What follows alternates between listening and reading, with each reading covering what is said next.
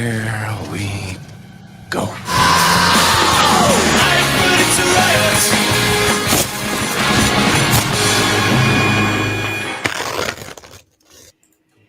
G'day fans, and welcome to another exciting episode of Rip It Off the Card. It's all very, very cool, very, very exciting. It's a Wednesday night. Daylight savings has kicked in, so hopefully you got your clocks moved forward and you didn't join us at 7 p.m. because we weren't here at 7 p.m., but we're here now.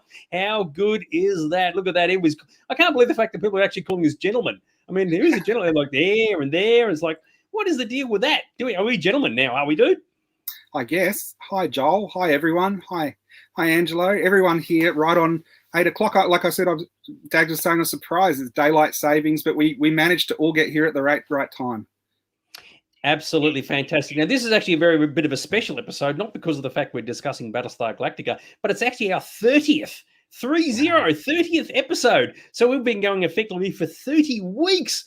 Oh my God, how mad and ning is that? That's like, if you can work out the fact that we've been going for an hour and a half, then up to 2 hours, multiply that 30 times. That's a lot of you and I just waffling on. What do you reckon, dude? But we're 30 in Dag's years. It means when we get to 100, we've got to put you down. You have to renew. You get the flashing thing going on. It's like, oh my God, time to off the carousel Off we the go. carousel, How good is that? Unbelievable. So people out there going, what the hell are they talking about? A bit of Logan's Run, man. Got to get you tonight. You got to get your nerd on, because I tell you what, we're going hardcore tonight. Absolutely awesome. Now, the other thing that's going on is that we've been receiving some really, really positive comments from people about the shows of late, which has been really, really groovy. And we certainly do appreciate those particular people supporting our programs, not just the people watching, but those who watch us in replay. And it was kind of funny because last week's episode on YouTube, where we had the Raiders of the Lost Ark show, it was actually a person by the name of Tannoy Voice, I think it was, wrote in one paragraph, it was like War and Peace. Oh my God, it's great, it's fantastic, we're the best thing ever, da, da, da, da, da. And it was like, oh, it was just like really in your face. It was like absolutely awesome. And sure, I'm sure he said in there somewhere, Aaron is the greatest, coolest dude in the entire universe. And Dags, he's passable. What has been impressive, I think we've had a lot more people participating, sending me and Dags different things to put on the show, which is absolutely fantastic. And I think both of us have got things from viewers we're going to highlight tonight. The one thing I would like to point out, having toys doing rude things to each other is not going to get you on the vile file, so you can stop sending those. Absolutely awesome. I love this from Joe. 300th. It's a bit optimistic, old son. And Joe's actually said it feels like the 300th. I believe. Tell us. Having to sit here for 2 hours, having a bit of a gurgle on is very, very exciting. And you do feel a bit old by the time you get to the end of it. But yes, thanks, Joel. Yes, 30. That's absolutely amazing. And yes, that's at least 60-something hours of your life you're never going to get back if you start watching all those episodes from number 1 through to right now. So there you go. Anyway, it is a long show, as it often is. And we have got some really, really, really cool stuff coming up. So don't disappear, fans. But the first things first, we're going to kick off with a bit of the old treasure in the suburbs. This is an opportunity for fans out there. If you have some collectibles or a collection you wish to show off, send us some pictures so we can sort of show them here and sort of like put you on the spotlight and make you feel like the whole world is looking at your wares and feeling very excited about that. Tonight, we're actually looking at good old MPS, a good mate of mine who's out collecting his Royal Guard stuff. And, of course, MPS actually has a Royal Guard costume. And I've got to admit, what I really like about this particular segment is that instead of just focusing on just generic things that are floating around the place, I like the idea that we're looking at specialized collections. So last week we had Gavin with his Yoda Pops. And after that, Gavin sent me a lot more photographs of his Yoda collection. But MPS has a collection of Royal Guard stuff. And I love it. I think it's absolutely awesome. He has just focused on the Royal Guards, which primarily are from Return of the Jedi. And he's just collected everything he can regarding that. And he's got them all in one glass cabinet, as you can see here. And the Red Guards just appear everywhere. And I don't know anybody who has a collection that is so eclectic and so like specialized in this way. So what do you reckon about this, whole son? Yeah, you really could call his collection the Crimson Empire, couldn't you? He's got some amazing stuff that you don't see around very much. And when you specialize in a different area of collecting, you often turn up the more unique things that other people don't get. So if someone collects Star Wars, they might have the Imperial Guard figure and the Royal Guard eraser and stuff like that turn up quite commonly. But when you just focus on one thing, you often find a lot of odds and ends that aren't in general collections. So it's always fantastic to see a focused collection on something like that. What I do love is the fact that he's focused on some of the cheap and nasty items, as well as the really high end stuff, like some of the statues. And some of those statues and their figurines, they're absolutely awesome. I mean, I remember when that one came out, and I was like, "Oh, that is the coolest thing ever!" And to see that in the flesh looks awesome. So, yeah, what do you reckon? Yeah, really good. And he's avoided the blue guards from the prequels as well, which you could kind of go into. It hasn't got a Uze headman, which is probably one of the rarest Royal Guard related items, but that is an impressive lot of Royal Guard memorabilia. No, he sticks with canon stuff. So your Jackson, whatever that bloody shit was that you mentioned all those episodes ago, he sticks with canon stuff. So he's a good guy in that regard. Dave has asked MPS. That's his name. Just like the vial is the vial, MPS is MPS. So that's what you need to know. And this is a picture of him with his costume. He does actually have a Royal Guard outfit, and he looks particularly schmicking it as well. So I've got to say, in terms of collectibles and collections, yeah, I'm extremely impressed, because it's something you just don't see very, very often. So there you go. What do you reckon, old son? I don't know if you'd remember the book, The Art of Return of the Jedi, and they actually had pictures of that, of the concept art of what Imperial Guards look like under the helmet, and they actually looked like V aliens. They were reptilian, which is something that I think was kind of dropped for the series and everything ever after. But that's exactly what MPS looks like. So if you see a V alien walking around, you can be pretty sure you found him. Very, very cool. And just don't say, dude, you're looking butt ugly, because he won't appreciate that at all. But yeah, so if you've got some collectible photos out there, we do actually have some material for next week, which we're going to show. But if there are some things that you want to show off on this show to everybody else, be sure to send them through to either Aaron or myself, or whoever. And good to go. Mark's here watching. I think he sent some stuff through to me yesterday, so that'll be coming up. I love this. I love this one from Jay. MPS is a visitor. Yeah, very, very cool. So good stuff. All right, so I suppose we should move on and get into a bit of news, and away we go. Indeedy, doody, didy, and we've got stuffs, of course. So, what are we kicking off with tonight, old son? Well, depends which one of the news items you put up first, doesn't it? I reckon it's this. The old Docky Who, mate. You can't get past the friggin' rip it off the card without a bit of Docky Who being chucked in. I know, I'm a bit biased, aren't I? But this has been a fantastic week for Doctor Who action figure collectors. This week these have been rumoured for a while, but they finally dropped with pictures online. There's a whole lot of new sets coming out for the end of the year. Hopefully we'll be getting them in Australia. These will, of course, come out in the UK before we get them. There's the Earthshock set with 2 Earthshock androids, which figures have never been released before, and you get 2 of them in the one set, so that's fantastic. The ever-popular Daleks, you've got the History of the Daleks set number 6, which is from the story Evil of the Daleks, and you've got the black-domed Imperial Guard who guards the Emperor, and then you've got one of the regular Daleks. Another History of the Daleks number 8, you've got 2 Planet of the Daleks, which are sort of a gunmetal grey colour, and that's a great set for army builders, because somewhere on that planet there was 10,000 of these Daleks. So if anyone wants to be screen accurate, that's a lot of sets you've got to buy. They're re-releasing a different version of the Unearthly Child TARDIS with William Hartnell, First Doctor. They have done a set of this before, but this is an improved set with a more accurate TARDIS and a different version of the Doctor. I think he's got different coloured pants from the original, and you can do that because it was in black and white, so who's going to know? So that's another good one. This release has been a good range of different stuff for collectors. No Dave, no Davros this time round. I love this, right? This is just our typical. Mark goes, he's about Docky Who, yes, and Greg King, yay! It's like, oh my God. And then Joe goes, Doctor. Yeah, oh my goodness gracious. Now, we were referred to as gentlemen earlier. Now we're knuckleheads. So there you go. How good is that? So if you love your Docky Who and more effing Daleks, it's the last thing you need in your life. Feel free to go out and get them. But I do like the TARDIS in this. I reckon the TARDIS is actually very, very cool. So good stuff. Now, if Docky Who isn't your thing, let's just go to the other extreme and go to a bit of Halloween, because it's coming up. Yeah, so this is a new Halloween figure that's brought out by NECA, of course, because I think they've got the rights for Halloween figures forever. But this one is quite good because, again, it's loaded with accessories and different ones that have come before. There you can see one of Michael Myers' garden, not Michael Myers, Aaron, Jason Voorhees' garden implements of choice, or for chopping up teenagers, of course. Or he's gone, as he says there, gold prospecting. I love it. Oh, so yes, if you want to go gold. Now, this is what I was impressed by this one. Not a lot of them have a breakaway mask with the zombie decaying Jason's head inside. So this one goes that extra mile, and that's why we've highlighted it, especially as we're coming up to Halloween, and we will be looking at more spooky and horror figures for the month.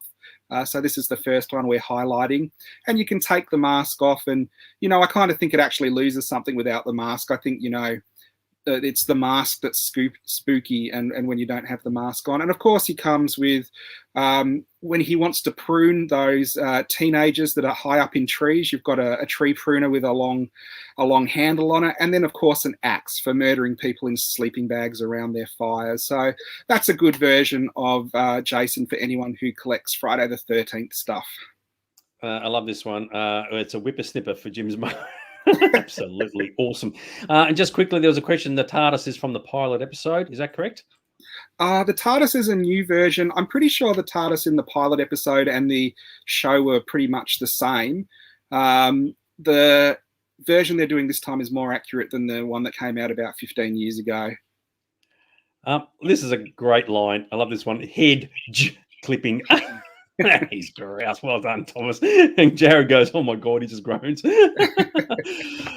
love it. It's like, oh yeah, you're right. You call him the gardener. Oh my God, we're not worried about Jason. We're worried about he's the gardener. So, goodness gracious me. I'll tell you a funny story. I'm shit house when it comes to looking after garden maintenance. But when I first had to cut grass here, I bought a whippersnipper, got one of those face covering things. I put it on. I could not see anything. Like this blank. And I didn't even twig that I was supposed to peel off the film on both sides so I can see through. I put off one. I got one side. I can't get the other side. So I can't see a thing in this helmet. Oh my That's God, the thing. I was going to say whippersnipping for Jedis. Oh mate, it was freaking absolutely useless. But yes. Anyway, so that, as you may have picked up, was a Star Wars quote. And of course, we can't go. We've had enough of the freaking Nocky Who's. Let's get into a bit of Star Wars, and here we are with the Mandalorian popping on. Yeah, as much as can't stop.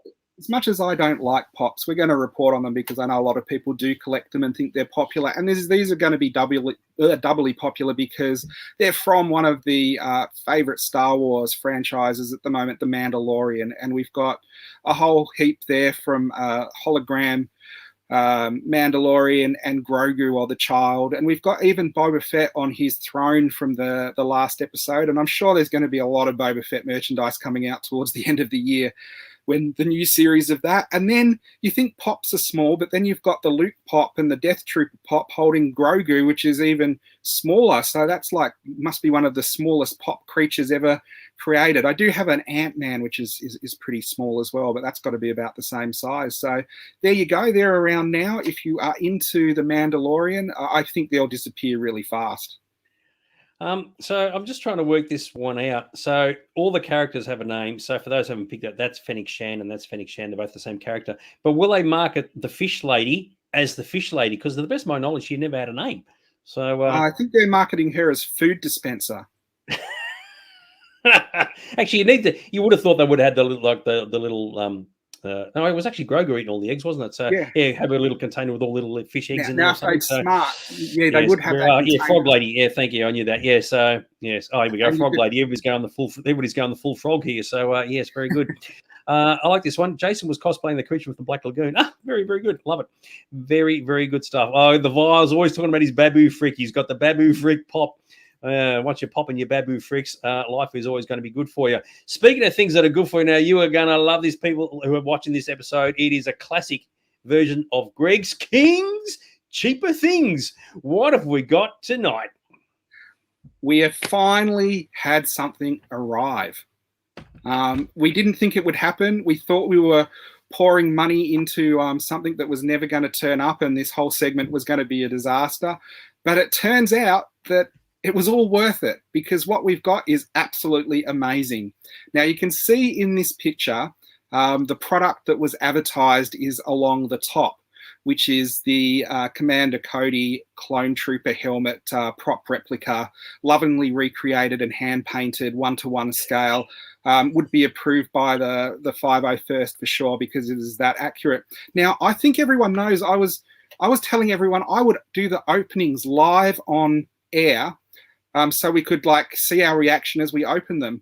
Now, what turned up was in this mailer bag, which was pretty flat. So I opened it because I didn't think it could be anything that was from Greg King's Cheaper Things, because nothing that I've ordered could be put in a mailer bag and shipped loose. And when I felt it, it just felt like, I don't know, it felt like maybe some hockey pads or something like that was in there. So I just opened it, and when I opened it, I didn't even know what it was. But it turns out they were kind of lying a little bit when they said it was a screen accurate, hand painted, 1-to-1 scale. Basically, it was a rubber mask that feels like it's been made out of an inner tube from a tire, and it basically has a clone trooperish details painted onto the front, because there's no real details on it apart from the ventilators. That was what I thought too.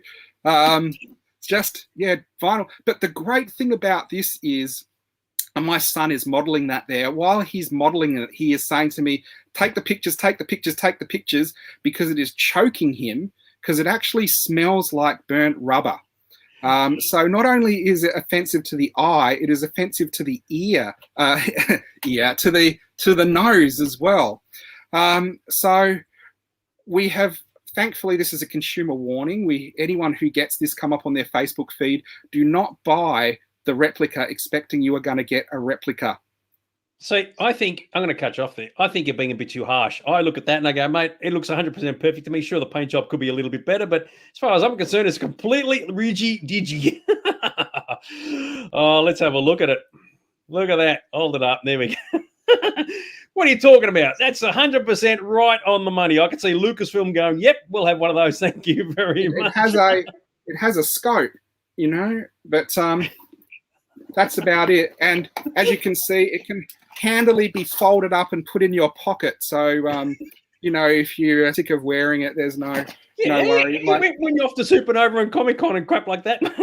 And the thing that really disappointing for me is the orange detail on the front is all rubbed and got black on it. So it doesn't even look new. It looks like a crappy old piece of tat that they've chucked in and thrown to me. I mean, look at that. Like, that is rubbish.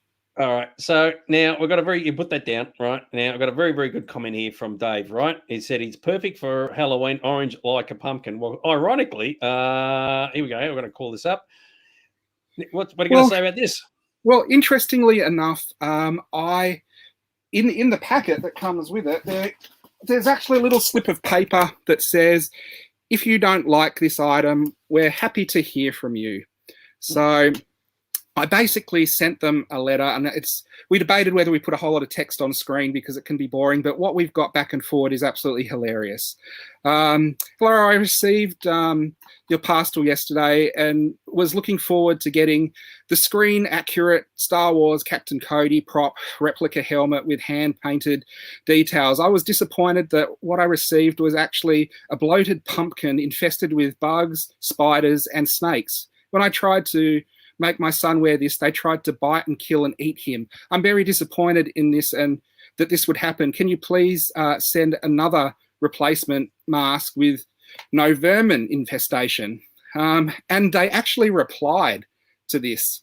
And I attached that photo from Halloween as the products what I got, because I kind of thought that looked like the Halloween pumpkin. They were like, dear friend, so sorry that you have we've never had this problem before. Maybe likely find one bug in the factory, but not snake.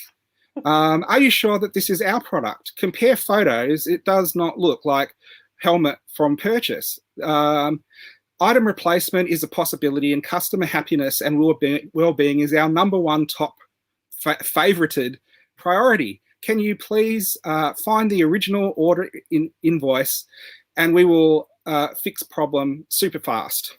So they got that picture and thought maybe that isn't theirs. That they'll get if we get the invoice, they'll get super fast. That was from Max. So I said, "Hello, Max. Thank you for your fast response to my email reporting the infestation issues with the mask." Sorry, it's small, so I'm having trouble reading it.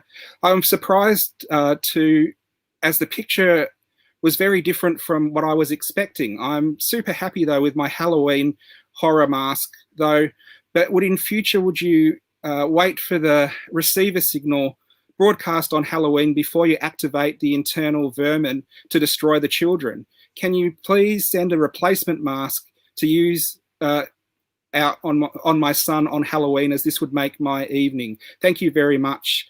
Waiting for your response, Aaron. So I look at this and I thought, you're actually an evil parent because you've stuck it on your kid's head, and clearly he doesn't want to be wearing that. Well, you could have put it on your. I reckon everybody out there. What do you reckon? Everybody, do you reckon Aaron should stick it on his own head? I would never get it off again. My head's so big. So we will be reporting on the responses we get from this as it goes along. We haven't ordered another item this week because we thought we'd report back on this one. So we can go to our table of thrift, and so far we've ordered the Transformers and nothing has shown up. We've ordered the Commander Cody mask and got a shoddy rubber piece of crap. We've ordered the books, and we've ordered the mystery horror, and we've ordered the Jumanji. Greg King has himself inspected this item and given it a crinoid rejected thumbs down, and his quote for his garage sale is, "I wouldn't even charge $2 for that at my garage sale," and he has placed it in the free items trolley. So Greg King is not impressed so far from the one item that we have received. It's been a big fail and a customer warning. So that was $63, and I think everyone would agree, Dags, that is poor value. Poor value. So far, we're doing a PayPal claim on that one and see how that goes. That is absolute. Now, there was a question here from Moneybag Sullivan. I think he mentioned about whether you want to name the company or not. Did you want to do that or hold off on that? Oh, no. I think it will be in one of the pictures we've got up anyway, because they put a customer thing in it saying we're happy for you to contact us, and it was just SJ Trading. So, and I've sent this to SJ Customer Service. So we will see if they redeem themselves and they replace it. I don't think they will, because I don't think they have a genuine product. We're on the wrong sides. Yeah, no, sorry. Yep, go on. There we go.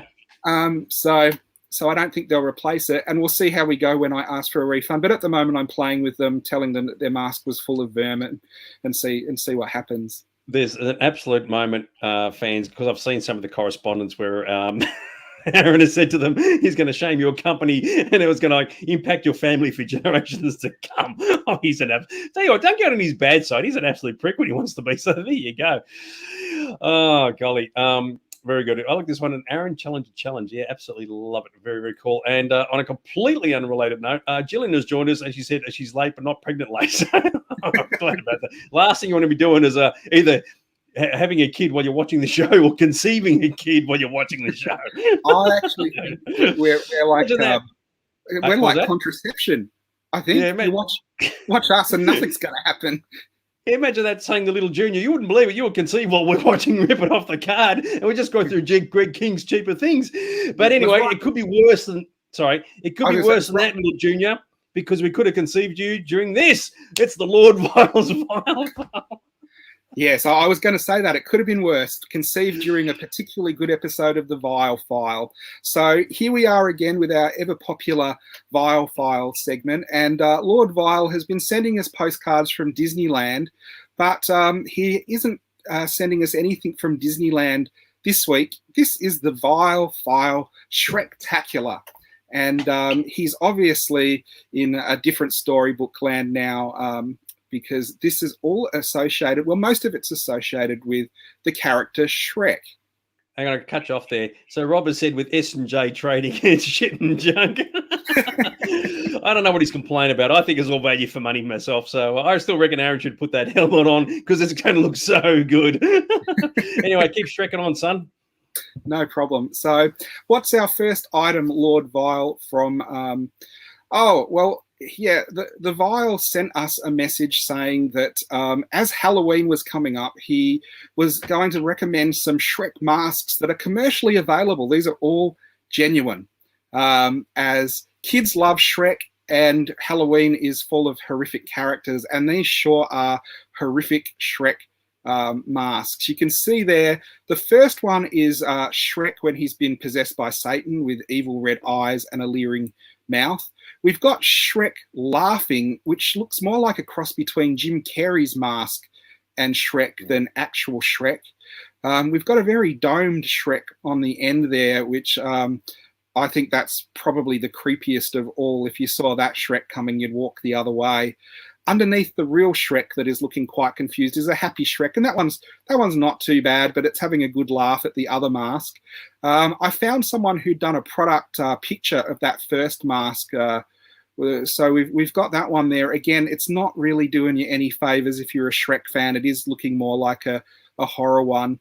And then probably from the same company as this screen accurate Commander Cody, we've got a very inaccurate Shrek rubber mask there that I don't think is fooling anyone. So anyone who's looking for a cool horror costume for Halloween this year, you couldn't go past any of those Shrek masks. I'm just reading some of these genuine my ass. You're talking about the donkey there for a moment, so there you go. I do love this one from Joel. He'll wear one and wake up his like 4 or 5 year old daughter in the morning with her Shrek mask. I reckon that'd be an absolute hoot and a half. And Gillian said Shriek is hot. And I'm thinking, okay, you would shriek if you did see one of these masks, but she did actually clarify, yes, she was referring to Shrek. So there you go. Yeah. And William just wants to hurl as well. They're green in colour, so you may not even notice the difference. So how good is that? But yeah, you do wonder at this one up here, doesn't it? It's sort of like has a breakfast at Tiffany's sort of Mickey Rooney sort of like, you know, inappropriate Asian sort of look about it, doesn't it? So you do wonder. These are all ones that are available. Yep. So yeah. You can find them online and order most of them. So there you go. Some people don't really care about quality control, I guess. Yeah, there you go. And I love this one from the Vile. Yes, let me violate you with my own eyes. Very, very cool. Anyway, we move on. We have some amazing bootleg Shreks there. There's one there called Scaler instead of Shrek. He seems to be scaling and eating a chopper chop. I do not know exactly what that toy is meant to be, but it's obviously something that the Vile found and is quite impressed with. We had the Donald Duck ride last week, and there is no end to inappropriate rides for children. The one in the middle there, you've got a very jolly Shrek where you can like climb into his bucket and like he will rock backwards and forwards gently while you sit in his bucket. Now, I don't know who thinks these rides are appropriate or good. They must make money because they go out and people and kids go and sit on them. But again, not the ride that I'd be wanting to go and have a sit in and a ride. At least he doesn't have a tongue hanging out, so that would not help things. Yeah, but you can't see what's in the bucket. So and then on the other end, we've got a rather dark bootleg Shrek from Shrek 2. The picture's not too great, but he's got fangs, children. So beware of that Shrek. Indeed. Now this is all good. I love this one. We were speaking about our asses earlier.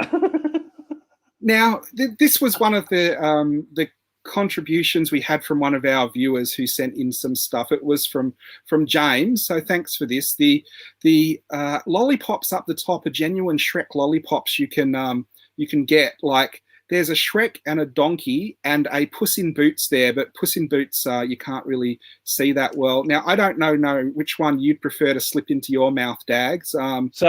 Well, I would use the Demolition Man quote where you say we're going to lick some ass.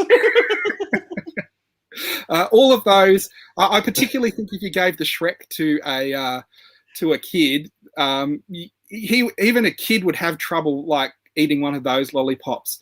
But the great thing about the mail correspondence we got was, if you've eaten one of those lollipops, what do you need? You need dental hygiene, and there is a Shrek toothpaste tube topper where you squeeze the tube and the toothpaste comes out between Shrek's cheeks at the back for you to put on your toothpaste to brush your teeth. Now, this is wrong in so many ways. I do think it's a like a home printed joke thing, which, you know, is funny. But if you look at it, when you're using the toothpaste, that is not going to encourage a kid to brush their teeth. And when you look at it from the other way around, where Shrek is actually attached to the toothpaste tube, that's not a good look either. I mean, if we're looking at dental hygiene, this is not the way to go. And there's 3 different colours to collect. That's ridiculous, isn't it? I mean, you imagine, like you say to your young kids. I mean, like Gillian's kids when they grow up, just give them a bit of a squeeze. You need a bit extra on there. You do Mr. Well, Whippy. the old Colgate tagline goes with that. Ooh, it does get in. It does indeed. Isn't that absolutely unbelievable? That is awesome. And the fact that if toothpaste is white, you can just come up with your own conclusions on that one. So, oh my goodness gracious me. Yes, you're right, Colin. Yeah, Shrek's got the Colgate ring of confidence. Oh dear. That is absolutely fantastic. Well and truly a product that deserves to be in the vial file. So thanks, James, for sending that in. But wait, James sent us some more. It isn't so much Shrek themed, but they've done the same thing with Baby Yoda. And the reason he sent this in was because of our crazy foam gel that we showed last week with the superheroes. Well, you can do the same thing with Yoda. You can screw his head onto a toothbrush, onto a toothpaste. It doesn't have the same effect as the crazy jet foam. It looks more like he's just been to a church meeting with Jim Jones and drank the Kool-Aid, because it just is this foaming stuff coming out of his mouth with these cold, dead eyes. So Grogu, or the child, it was advertised as Baby Yoda, so it's obviously not an official product. And the other thing that I found, which I never found the right place to put it when the vial sent it to me, was this Jabba the Hutt toy. So this is a Jabba the Hutt toy, and it comes with slime that's sort of meant to be what Jabba's little frogs that he eats are in. But when you put it in and squeeze it out, it sort of gives a whole more realistic look to when Leia Michael Hutchinson'd him and killed him in Return of the Jedi. And you've got, like, what I can't believe is you've got an actual official kit to make this slime. Now, I didn't see it. Apparently came out around the time of The Last Jedi, so we might not have got it in Australia. But there is a slime production kit from Jabba's Palace just so you can have this slime to put your frogs in, or fill up your Jabba glob and squeeze Jabba glob so all this pus and slime comes out of his mouth. So they are some of our Star Wars items for the vial file today. I love this. Yeah, Jared said about the toothpaste. No wonder you can't see the dentist's face. Yeah, exactly right. And Joel, Zelda said, yeah, that is a bit weird. But yeah, it's good old Grogu. Where's Gavin when you need him? He will have to add one of these to his collection, because we can definitely say about these Shrek items. What do you reckon, old son? They have well and truly been violated. So thank you for James for sending those in. Lord Vile has accepted you as his apprentice, and your Sith name is Darth Oral. Now, this is because of your care of oral hygiene, not because of any other reason. So from now on, when you enter the show, we will always address you as Darth Oral. Very good. So Gavin's already said no thanks to having the Grogu thing. It's like, dude, you got to take one for the team, son. You can't be selective when you're going to be green to be seen. So there you go. It's not easy being green. No, it is not. How about that? But anyway, so there you go. And I thought this from Angie. He thought we were talking about the Hulk. Yes, definitely not. Very good stuff. All right. So I suppose we should chug along a little bit more after seeing a bit of green stuff. And away we go. Ooh, baby, do you know that's what... All right. It's our fantastic eBay section. So once again, if you've not seen this segment before, we're going to be showing you some sold items. All you have to do is put down your bids as to what you think these items sold for. All right. So what do we got tonight, Miss Darren? Well, this week was inspired by one of your comments last week or the week before, when you were talking about the giveaways at Coles and supermarkets, and said, oh, they're hot when they come out, but a year later, are they actually worth anything? And I was saying, no, they go for absolutely nothing. They're big at the time, but then they sort of go out of fashion. So this week is all those old giveaways from Safeway and Woolworths and places like that. So these are some of the things that are available on the eBay the last couple of weeks. Now, these were super sought after when they came out. Have they held their value, or are they now a $2 item at Mr. King's garage sale? Yeah, they're sitting right next to the Commander Cody life-size, complete screen accurate replica. Pink glitter. Why the hell would you have pink glitter? It's like, that's bloody Why? ridiculous. So, No, I have to stop you there. Why wouldn't you have pink glitter? absolutely love it. Very, very cool. All right. All right, well, let's see what everybody's come up with. So we're kicking it all off. Daniel said $2. He's taking a leaf out of Greg King's book in this one. And just give me all the sixes. Gavin said 500. That's optimism for you. Mick is at 45. Colin is at 10. Jess is at 500. Rob is at $8. Jared's at 225. Joel's at 450. $2 for Greg King for sure. 229 for Thomas. 250 for Luke. Dave has said 1138 with $11.38. Absolutely love it. Violating the Mandalorian, of course, is the Violet, $80. Mark has said 150. Julian has said 97, just under 100. And William has said 300. Once again, everybody, don't Google it. Don't look it up. Just take a good guess. And good old Glenn has joined us once again on YouTube, and he says $50. So there you go. Very, very cool. The Ushi Disney Rare Pink Glitter. So you could actually like get one of these, change the glitter to pink to something else, do it yourself at home. And so it's the ultra, ultra rare one, and put it on eBay and see if people get sucked in by it. Would not surprise me. All right, so what do you reckon it all went for? Yes, you're right, Jared. 7 bids too, so there's a bit of demand for this. It went for a whopping, it's only like this big, don't forget, $5,500 effing dollars. So yes, some of these things have actually held their value. This is one of those things Seriously. I would never spend $5,000 on something like that. But there are obviously people who will, because they want to complete their Ushi collection. If I found that, I would sell it instantly if I could get that price for it. Sorry. Yeah, I totally agree with you, Daniel. That is ridiculous. And no one is even remotely close. I think someone said 500. Gavin said 500 way up here, and he's still $5,000 short. So there you go. Isn't that absolutely insane? And, so this was the item where someone just says something stupid would have won it, but no one did today. Yeah, and I love it. And the funny thing is you get free postage, so you certainly demand that. We expect that, wouldn't you? And you're right. People are insane. I completely agree with you, Joel. It just makes no sense whatsoever. Yeah, and the thing is only this big, just smaller, like not that much bigger than a Lego figure when you sit and think about it. So, yeah, you're right. Sorry, Jillian. People do have too much money, more money than sense, as they used to say. So, but anyway, so will this trend continue for the entire theme of the rest of the show, of the rest of this segment? We'll have to wait and see, because now coming up next is, it says rare. It's got to be worth something.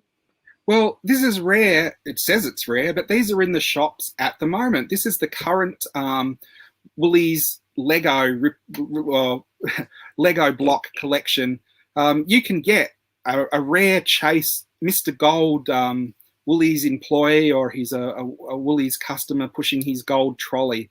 It's gold. It must be worth money, you know? So is this another one of those things that's thousands and thousands of dollars, or is this like a 99-cent cheapie? Or did they get the green one and just paint it gold, and then they've put the rare in there and people have just been sucked in by it, you know, because, oh my God, you didn't get a gold one? Oh my God, dude, I've got a gold one. I'll sell it to you for a fortune. So what do you all reckon it went for? So Andrew said, I think it's supposed to be 222. Joel, they've all learned from the past, the previous item, 788. Daniel Moneybag Sullivan is at 5. Mick's at 20, Jess at 250. Luke says he collects those, $1,000. Well, there you go. Very, very cool. Worth millions in the future. 50 from Colin. Jared has said 3,300. Scrooge McDucks. And I agree with you, Daniel. It is definitely bootleg Lego. Gillian has said 97. I think he said 97 last time too. 150 for William. Violating the golden guy is the Violet, $10. Rob has said 88, and Thomas has said 900. Mark has said 600. It's like you got heaps of bags already, no gold. Oh, well, there you go, eh? So 50 for Gavin, 500 for Glenn. And Greg, I agree with you. Yep, $2. $2. Would be the way to go. Or you think if you just go to Woolworths, they just give them to you. So there you go. But it does say rare. Interpret that any way you like. And I still reckon it's all complete tripe myself. But it's a golden dude. It is current at the moment. Some people can't get hold of one for love or money. So what do you reckon someone paid for this? 39 bids. So there was a bidding war over this. There was like fights in the street, for crying out loud. Someone was prepared to whip out a Commander Cody sort of like ultra rare screen used replica mask, and that wasn't to be the go. And I agree with you, Dave. Free with $30 worth of groceries. You would have thought so. It went for a whopping $510. So that'd pay for your groceries for a couple of weeks, wouldn't it? So these are available at the moment. They are the chase figure. I don't know how many of them are around, and if more turn up, the price will come down. But there were a few on eBay, and they were all going for about this price, between about $450 and $600. So I think someone said 500. That's pretty close. Yep, Glenn, you just got to cough up an extra $10, and that'll be petrol money driving down to Woolworths, and you're good to go, son. You got yourself a golden dude.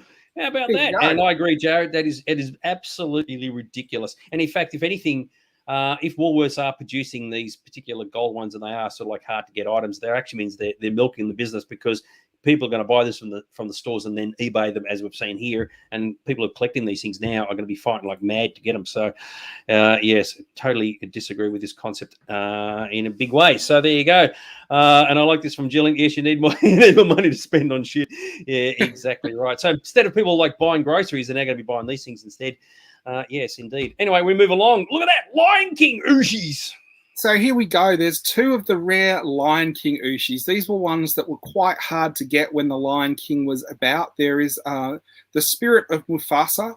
That's where he appears in the sky. So he's kind of midnight blue with sparkles inside to represent the stars. And then you've got a golden Ushi as well, and the golden ones were the chase ones too. So you get two of the rare ones in this auction. How much, after we saw how much that that last auction went for the Mandalorian, how much for the Lion King? And I like this one from Jared. Oh, sorry, Jared. He said the trucks for the bullshit Lego are now selling for $300. So it's just getting out of control. And yeah, I mean, the Woolworths marketing team are on an absolute goldmine, but people are getting screwing themselves big time over these things. But anyway, we move on. It's not my problem. So Angie just said $3,330 threes. Collins at 100. Mix at 4,500. Everybody's now ramping up the prices after what happened last time. Jess is at 1,096. Moneybag Sullivan has said 20. Joel is at 100. Jillian's at 97. Sticking with the 97. Good on you, Jillian. Well done. Jared has said $5. He has both of them in doubles. Oh, mate, depending how much these went for, you can offload a couple. Greg King, $1 each. Absolutely love it. Good old Spankin joining us, which is absolutely fantastic. And of course, if Spankin's joining us, that can only mean, obviously, one thing. Couldn't help myself. Where are we? Glenn has said 800. Robert said 50 cents. I don't blame you on that one. Gavin has said two. There's a whole lot of 20s there. Zeros. 800 for William. Luke is at 1,000. Thomas at 80. Mark, $10 for a year. Absolutely, for a fine Chinese product. I love it. Violating these Ushis at $32. Yeah, who did come up with the name Ushi? That's a very good question. And there you go. And yes, you're right, Dave. Spanking the monkey never gets old. Absolutely awesome. And I agree, Colin. Save your money and spend it at Aaron's store when it does eventually open. Absolutely awesome. All right, so the Woolworths, the Lion King Ushis. Right, some people have put in thousands of dollars. Others have just put in a few cents. What do you reckon these went for? They went for a whopping, in the one bid, 1 cent. So there you go. That was cheaper than getting them at Woolworths with $30 worth of shopping. So you're paying $10 for the shipping though. So Rob is he gets 49 cents back, I think. So isn't that ridiculous? I mean, I've said this before and I'll say it again. If something sells for $1, not even $1, a cent, just throw it out the window. It's not even worth your time putting it in an envelope and sending it. I mean, that's just rubbish. So I tell you who didn't get it though. Ange didn't get it at all these thousands of dollars. So there was a $20 million bid there. That one didn't get it. That one. That was Gavin. He was way off target. I think what happened is he fell asleep and he just had his finger on the keyboard and just went on the zeros. So that is just ridiculous. 1 cent. I mean, come on. But anyway, complete waste of time. Throw them out the car window on the way down to Woolworths while you're going down there to buy yourself a golden Lego dude. So there you go. And I agree. Well done. Yes. PayPal fees. Yeah, you're right. Actually, by the time you've paid the fees, you've actually paid more than what the item was worth. So there you go. And Greg has said he's ripped off at the garage sale. Yeah, mate. So there you go. All right, 2 more items to go. more Woolworths stuff. Very exciting. So this is an old one. I don't know if many people remember this. I thought these were amazing when I was growing up. You would go to Woolworths or Safeways as it was back then, I think. Or I think they were both here. But you would buy, if you bought $5 worth of groceries, which was a big carry case full of groceries back then, they'd give you a $5 Woolworths savings stamp, and you had these little albums that you stuck them into, and when you filled a page, you could go in and get a plate, or you could get a gravy boat, or you could get something, and you did it enough and you'd get your whole dinner set together. So this was like the ushies of my generation, where you would get stamps you could collect and put them in these little stamp books, and then you would fill the stamp books, and you would be rewarded with your China or different things like that from Woolworths. So there aren't many of these around, I wouldn't think. I hadn't seen them before, and when I looked at them, I was surprised to see them, but they brought back a lot of memories. Are they worth the paper they're printed on now, though? Good question. Andrew said his mother still has the plates. Absolutely love it. So one bidder obviously went to town on this. So there you go. Lucas had $1,000, and that's real optimism. And right next to him is Colin at $1. So one of those two people are going to be completely off the mark. Andrew said, excuse me, all the fives. Mix it, all the fives once again, just with a decimal point in a different spot. And Joel has said 96. Jared said for $1. Jess is at $8.45. Rob is at $2. Gavin has said $5 round figures. Okay, Jared's gone for the $4. He doesn't want to compete with Colin. Thomas has said 300. Good old Spankin. He's at $16.50. Moneybag Sullivan 5 cents. Oh, jeepers creepers. $70 for William. Jillian has said 14 or 97. Oh, love it. You got to go to the 97. That's like presented, giving you absolute zero hits so far. And 50 cents in Coles stamps. See, nobody knows. So you look at it, people are looking at this and they've got no idea. Are they worth a lot of money based on what we saw at the first couple of items, or are they worth complete crap based on the last item? So no one has any idea. So, and I agree with you, Mr. Vile, $1.50 as useless as Republic credits. So there you go. So if this did go for a lot of money, some people are going to be having a good old laugh out there. So there you go. Very, very cool. Yes. Hang on, was it? Them's good plates for good plates when the Queen comes over. I love it. All right, so Australia Woolworths, 2 blocks of 6 cash saver stamps. They went for a whopping 20 cents. Stamp collecting so hot right now. I tell you what, Moneybag Sullivan, he's just got to add 15 cents and he's good to go. He's pretty good. He's pretty good on the cheap stuff, isn't he? So that is unbelievable. What? That is ridiculous. Oh, what are you going to say? Jeez. I don't know. What do you want to say, dude? I don't want to say anything. They're obviously, someone found them in the bottom of a drawer. They would have been better off leaving them in the bottom of the drawer than trying to put them on eBay and selling them, because no bastard wanted them. So hang on. Moneybag Sullivan said 5. Mark said 50. So strictly speaking, Mark is only 20 cents off, isn't there? So Moneybag Sullivan, you lose out on your stamps. I think I end up with Mark. So no, Mark, you're a very happy camper. He's only 15 cents off. Yeah, and I love it, Joe. You're right, Jared. It's you got to post them to someone, so just use one of the stamps and stick it on there and send it. There you go. I wonder what would happen. Goodness gracious me! All right, very. Oh, look at that score. Oh, 5 cents worth of spending. That's a score. All right, there you go. All right, our last item for the night. Oh my God, friggin' Ushies! Oh mate, I'm sick to death of seeing the damn things. What do you reckon these went for? What do you got, Mr. Aaron? Well, here we go again. This is one of the same Ushies as the ones we saw before. So there's the 2 Lion King Blue Glitter Spirit Mufasa, and also the Spirit Simba from Disney. So there's 4 rare ones here. Two rare ones before we saw go for very little, but surely 4 have got to go for thousands. Well, nothing at all. So there you go. See, nobody knows, does it? Based on what we've seen already, we've seen high, we've seen low. Yes. Will I be proven right and this stuff is completely worthless, or some people out there more stupid than they should be and spending more money than they need to on these things? The postage on these ones are free. So if you got it for 1 cent, then the person is definitely losing if they are indeed. Totally agree. All right, Jared said 5. Mick has said always give me all the 5s. Jess has said 37. Gavin has said 4 cents. So 1 cent per item. So he's not very optimistic. Joel has taken a leaf out of Gillian's book and gone to 97. Andrew said 3. Glenn has said 800. Collins at 30. Luke's at 1,000. Greg said 50 cents each, so he's not optimistic either. Grant, good to see Grant joining the show, said 5. I don't know if that's $5 or 5 cents. I'll go with $5, I'm assuming. Rob has said $3.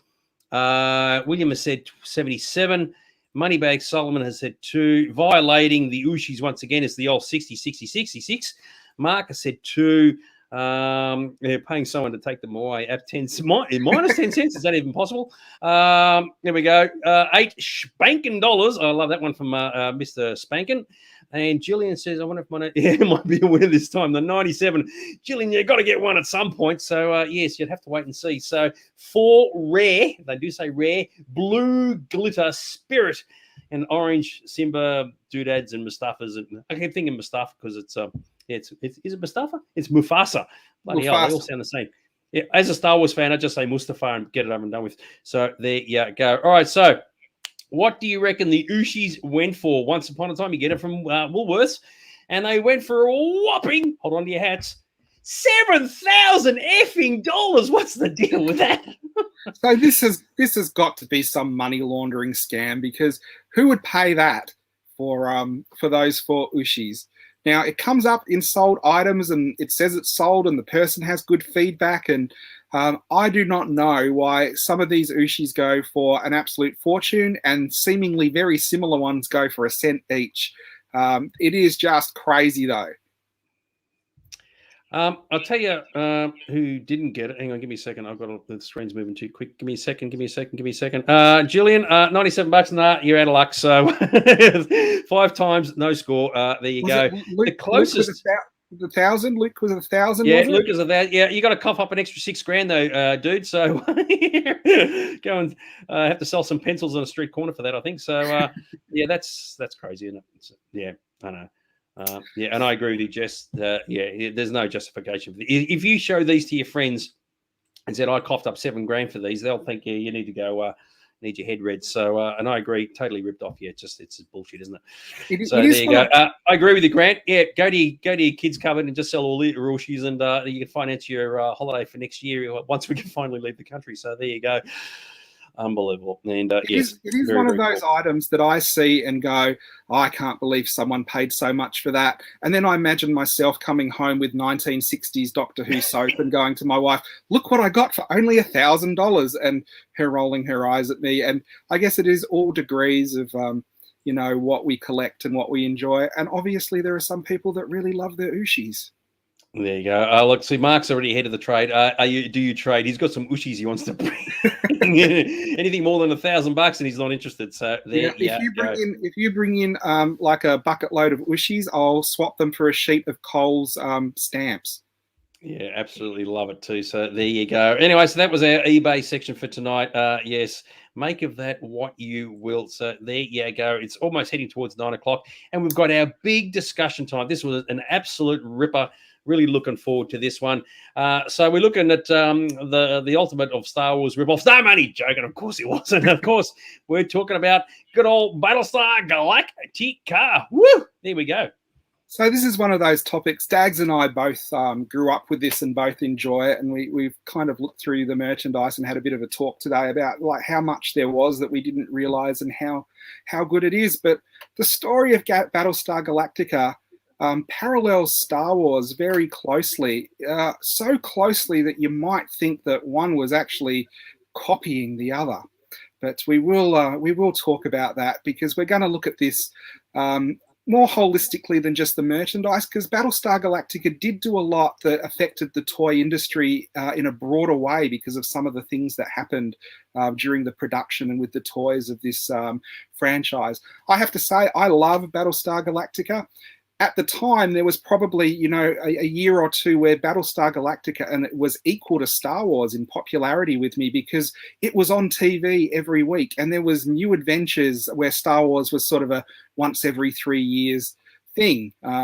So we're going to look at some of the pros and cons of Battlestar Galactica, how similar it was to Star Wars and how different in some ways as well. So I hope you join us for this presentation. It's a big one.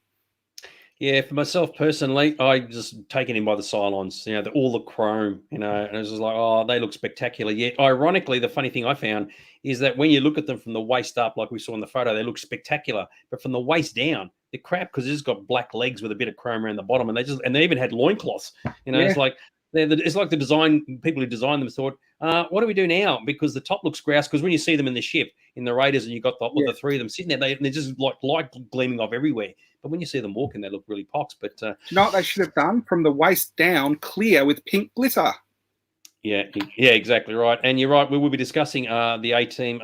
Their appearance on the A team very, very a bit later on, Mr. Ange. But of course, good old Battlestar started with the ultimate text read out by Patrick McNee, if I remember correctly.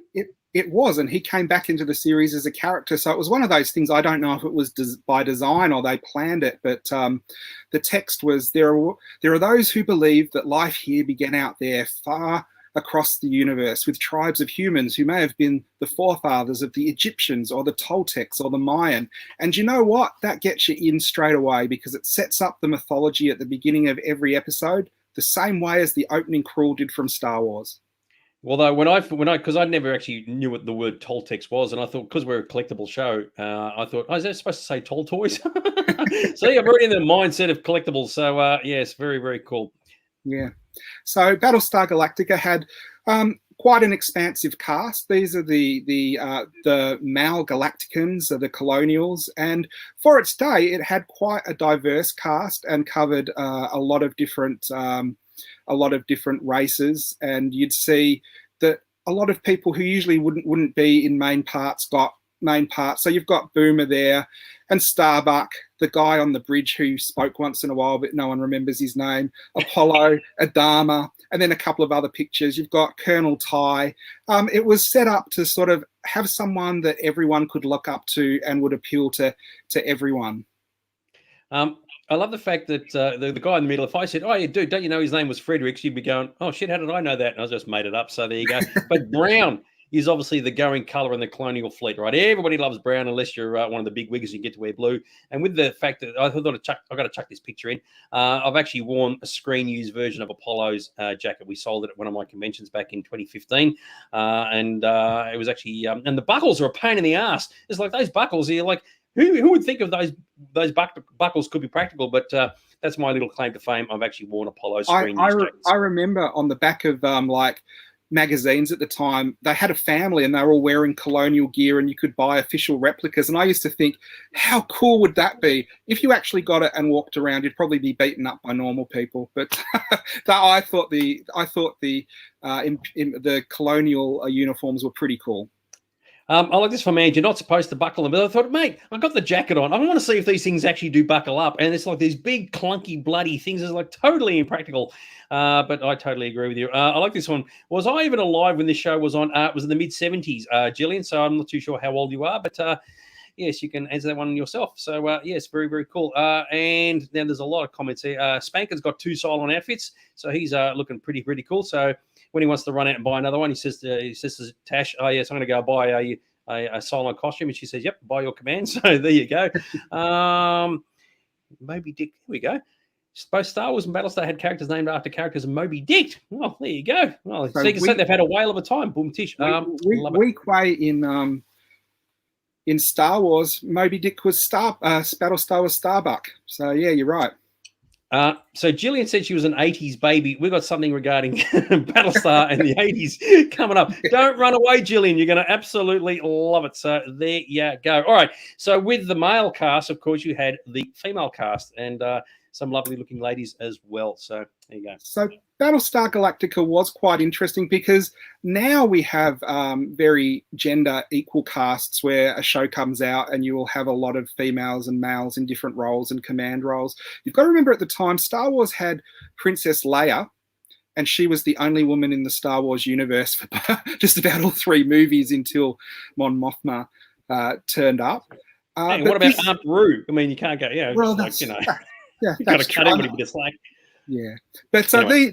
these characters all had main roles and story arcs that went over the whole series, and they did do like major things. They weren't just there in the background. So Battlestar Galactica really did lift the game when it started, having a diverse cast. And when the show came back, of course, they kind of followed that and did a female Starbuck and all that. But we're not looking at that today. So Battlestar Galactica had a great cast. It had an amazing launch with it being in cinemas and on TV at the same time.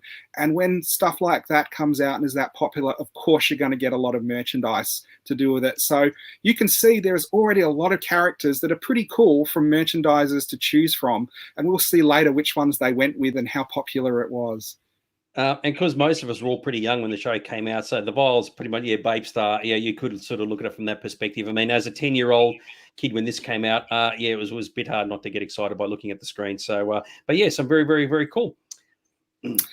Now, before Galactica ever came out, and I think most people will know this, there was another movie that said, well, do you know what? This looks a whole lot like our product.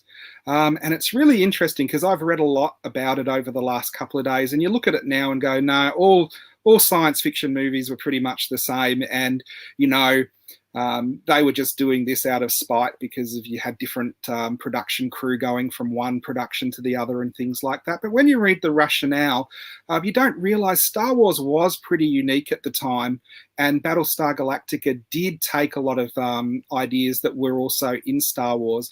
Were they originally only in Star Wars? Well, some of the things that they said were friendly robots. And that's one of them, I think, is a bit of a long drawing a long bow, because there was the daggit, but it wasn't the same level as the droids in Star Wars, as in being friendly with the people. But some of the things I didn't realize, lasers that fired laser bolts, they were asking, they were saying, we are the first movie that has, lasers you can see going pew, pew, pew on screen. And Battlestar Galactica actually removed the laser bolts from guns because of that. So you see when they have fights, you see the guns light up, but there's no lasers because Universal were trying to find another example of that, and they couldn't. And Star Wars was the first film to do it. Universal then countersued and said Star Wars copies silent running for the droids, Buck Rogers for the opening crawl and a lot of the things. So Battlestar was up against it from the beginning. They had to change stuff. It was thrown out of court originally, but then it went to a higher court, and then it was eventually settled out of court in about 1983 when the show had been cancelled and forgotten about anyway. So ultimately there wasn't a lot that came out of the lawsuit apart from changing a few things, so it wasn't as similar. But it was a big deal at the time.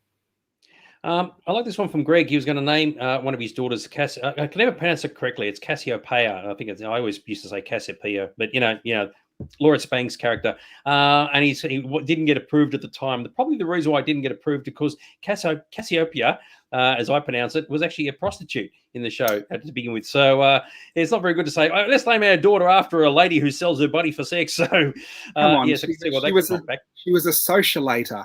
It was but we know what that means. Yeah. They obviously, they changed all these other terms in the show. Like, instead of using like normal time zones, like, minutes, seconds, or whatever, it was all microns and centons and yarons. And you go, what the bloody hell are all these things? So, well, do you know one of the things they changed, and it was because of the lawsuit? Do you know what Apollo's original name was? And they filmed a lot of it and had to refilm it. No. It was Skylar. Oh, I could see that would cause some issues to say, yeah. Yeah, so. We'll highlight a few little things like that. So when we go to the next slide, I think this is one of the reasons why Lucasfilm and Fox got so upset, though, because I don't think if they had read the script and they had not been happy with the script, but they didn't really change anything. But when they started seeing the concept artwork that was coming out for it, that's when they started to have some major problems. Now, I don't particularly think they tried to copy the look of Star Wars, other than they went for the best people in the industry to make Battlestar Galactica.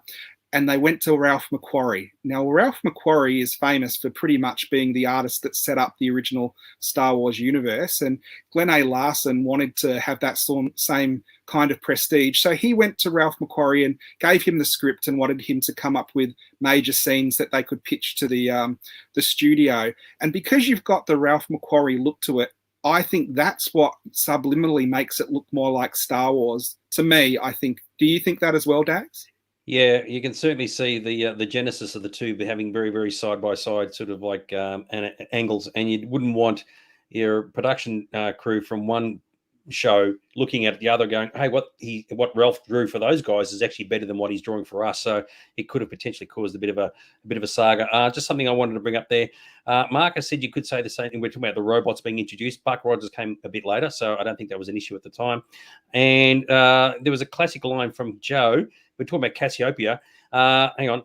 But it's a figure from Greek mythology. But I reckon Greg was saying to his wife at the time, no, I'm naming her after the character in the show. Who cares about the chick from Greek mythology? And that's the reason why it got knocked back. So, yes, exactly right. But, yes, you are correct. The fact that Ralph did both sets of drawings for both franchises, it probably did irk a few people at the time. So, yes. Now, if you think that was bad, then when we go to the next slide, you can see another similarity because they went for the top special effects people in the business, and that was John Dykstra.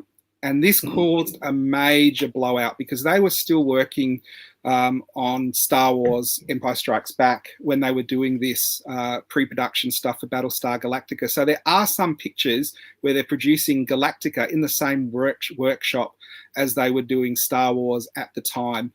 And because, again, you have the same people doing the effects, suddenly the look looks even more similar. And one of the things in the lawsuits was that the ships had although they were futuristic, they had a weather-beaten, old, used look.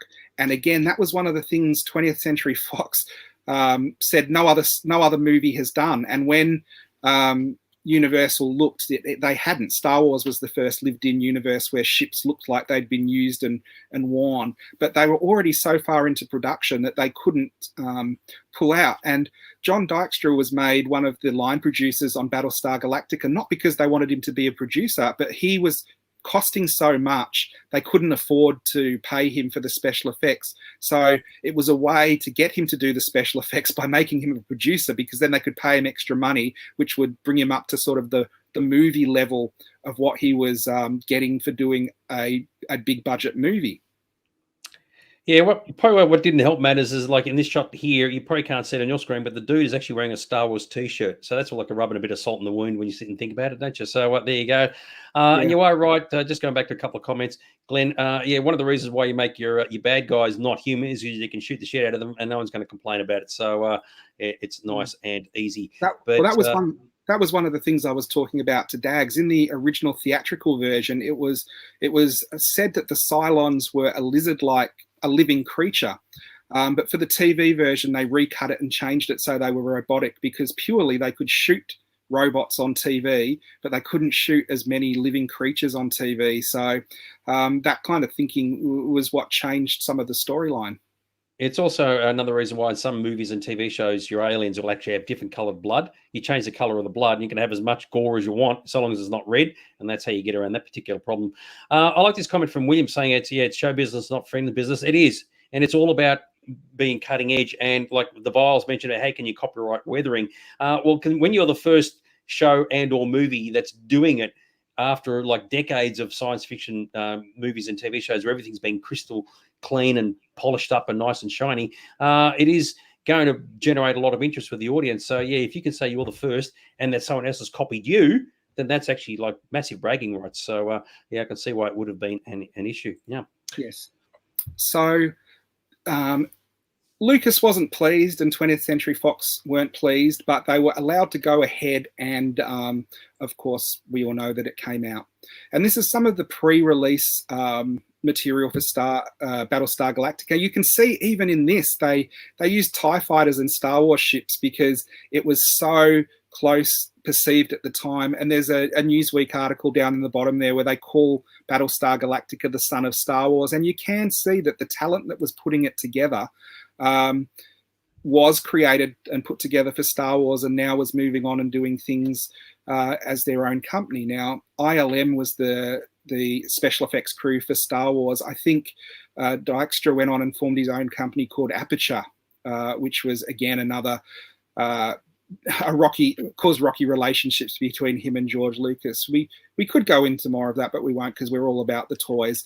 And you can see here one of the things people were looking forward to were the toys. There's ads saying there will be toys in the store shortly, so they were already there was already a demand for them before they arrived. Yeah, exactly right. And Thomas, you're right. It wasn't necessarily just about the spaceships, about the universe in general. And I think you'll find that by and large, older sci-fi shows didn't really focus on the weathering to the same degree with the universes really busted up as they did in, say, in Battlestar and particularly Star Wars. So you're right. It's probably splitting a bit of hairs at the time, but it was still something that brought a bit. See here as well. One of the artists is another major genre artist, and that was Frazetta. And Frazetta did some of the early production, pre-production for Battlestar Galactica, and they used a lot of his artwork on books and magazines and things later, which is interesting because the production didn't really go down the track that he was kind of suggesting. So when they used it later, when the show came out, it was almost like a very stylized version of what we got. And there's a pre-production picture of Starbuck there on the top, which is a bit small, which I think is a different uniform from what they originally went with. It's more chocolate brown and different from the colonial uniform. So that's interesting as well. Now, as we were saying earlier, Battlestar Galactica was unique because it got theatrical release as well as a TV release. And this was purely to help recoup the money that it cost to make it. At the time, it was one of the most expensive television projects ever made. The original Saga of the Star World, which was the 3-hour pilot and cut together as a 2-hour movie, cost $8 million. And then each episode after that cost $1 million. And that was in the publicity about, wow, this is great because we're spending this much money on it. It was released in the cinema in Canada first, about 2 months before it was shown on television, and it was released globally in the cinema before or soon after it was shown in America. And it grossed 48 million worldwide. So for an 8 million investment and probably another couple of million for advertising, it wasn't not successful. It wasn't a Star Wars level makes half a billion dollars, but for a TV show that they're recouping money for the production, it obviously made money and was good enough to greenlight the series. And because they had planned on the series, they had all the sets and everything ready to go for the series. One of the things, though, was the special effects were very expensive. So all the special effects that were shot for the pilot were in just about every episode reversed, and so they could do it for cheap. And John Dykstra, I think, only worked for the first 8 episodes and then left, and the effects went back to being done in-house by Universal. So you can understand why the movie stuff looks so much better than down the track where you've got the Universal sort of special effects wizards doing stuff on the show.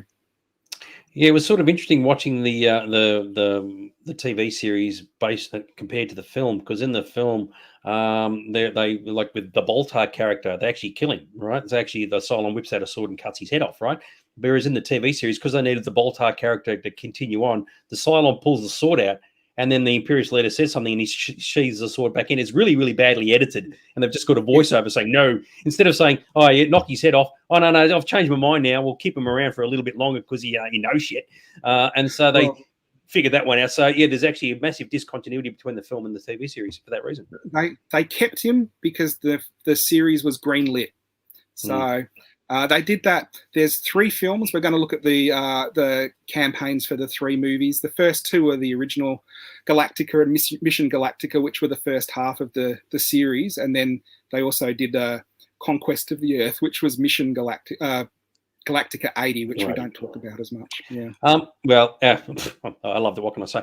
So yeah, I think that was one of the things that actually brought the show undone, is that because the visual effects were fantastic, but they were overused again and again and again, as you said a moment ago, Aaron. And there's a classic shot of a Cylon Raider that flies up to the corner and it explodes just as it gets to the corner of the screen. Then you'd see it a moment later go in the opposite direction, but it's exactly the same shot. And then you'd see it go back the other way. And it must have been so frustrating for the editors of the show thinking, we've got this battle scene, we've only got all these shots, and it has to be harmonious. It's got to all like fit together.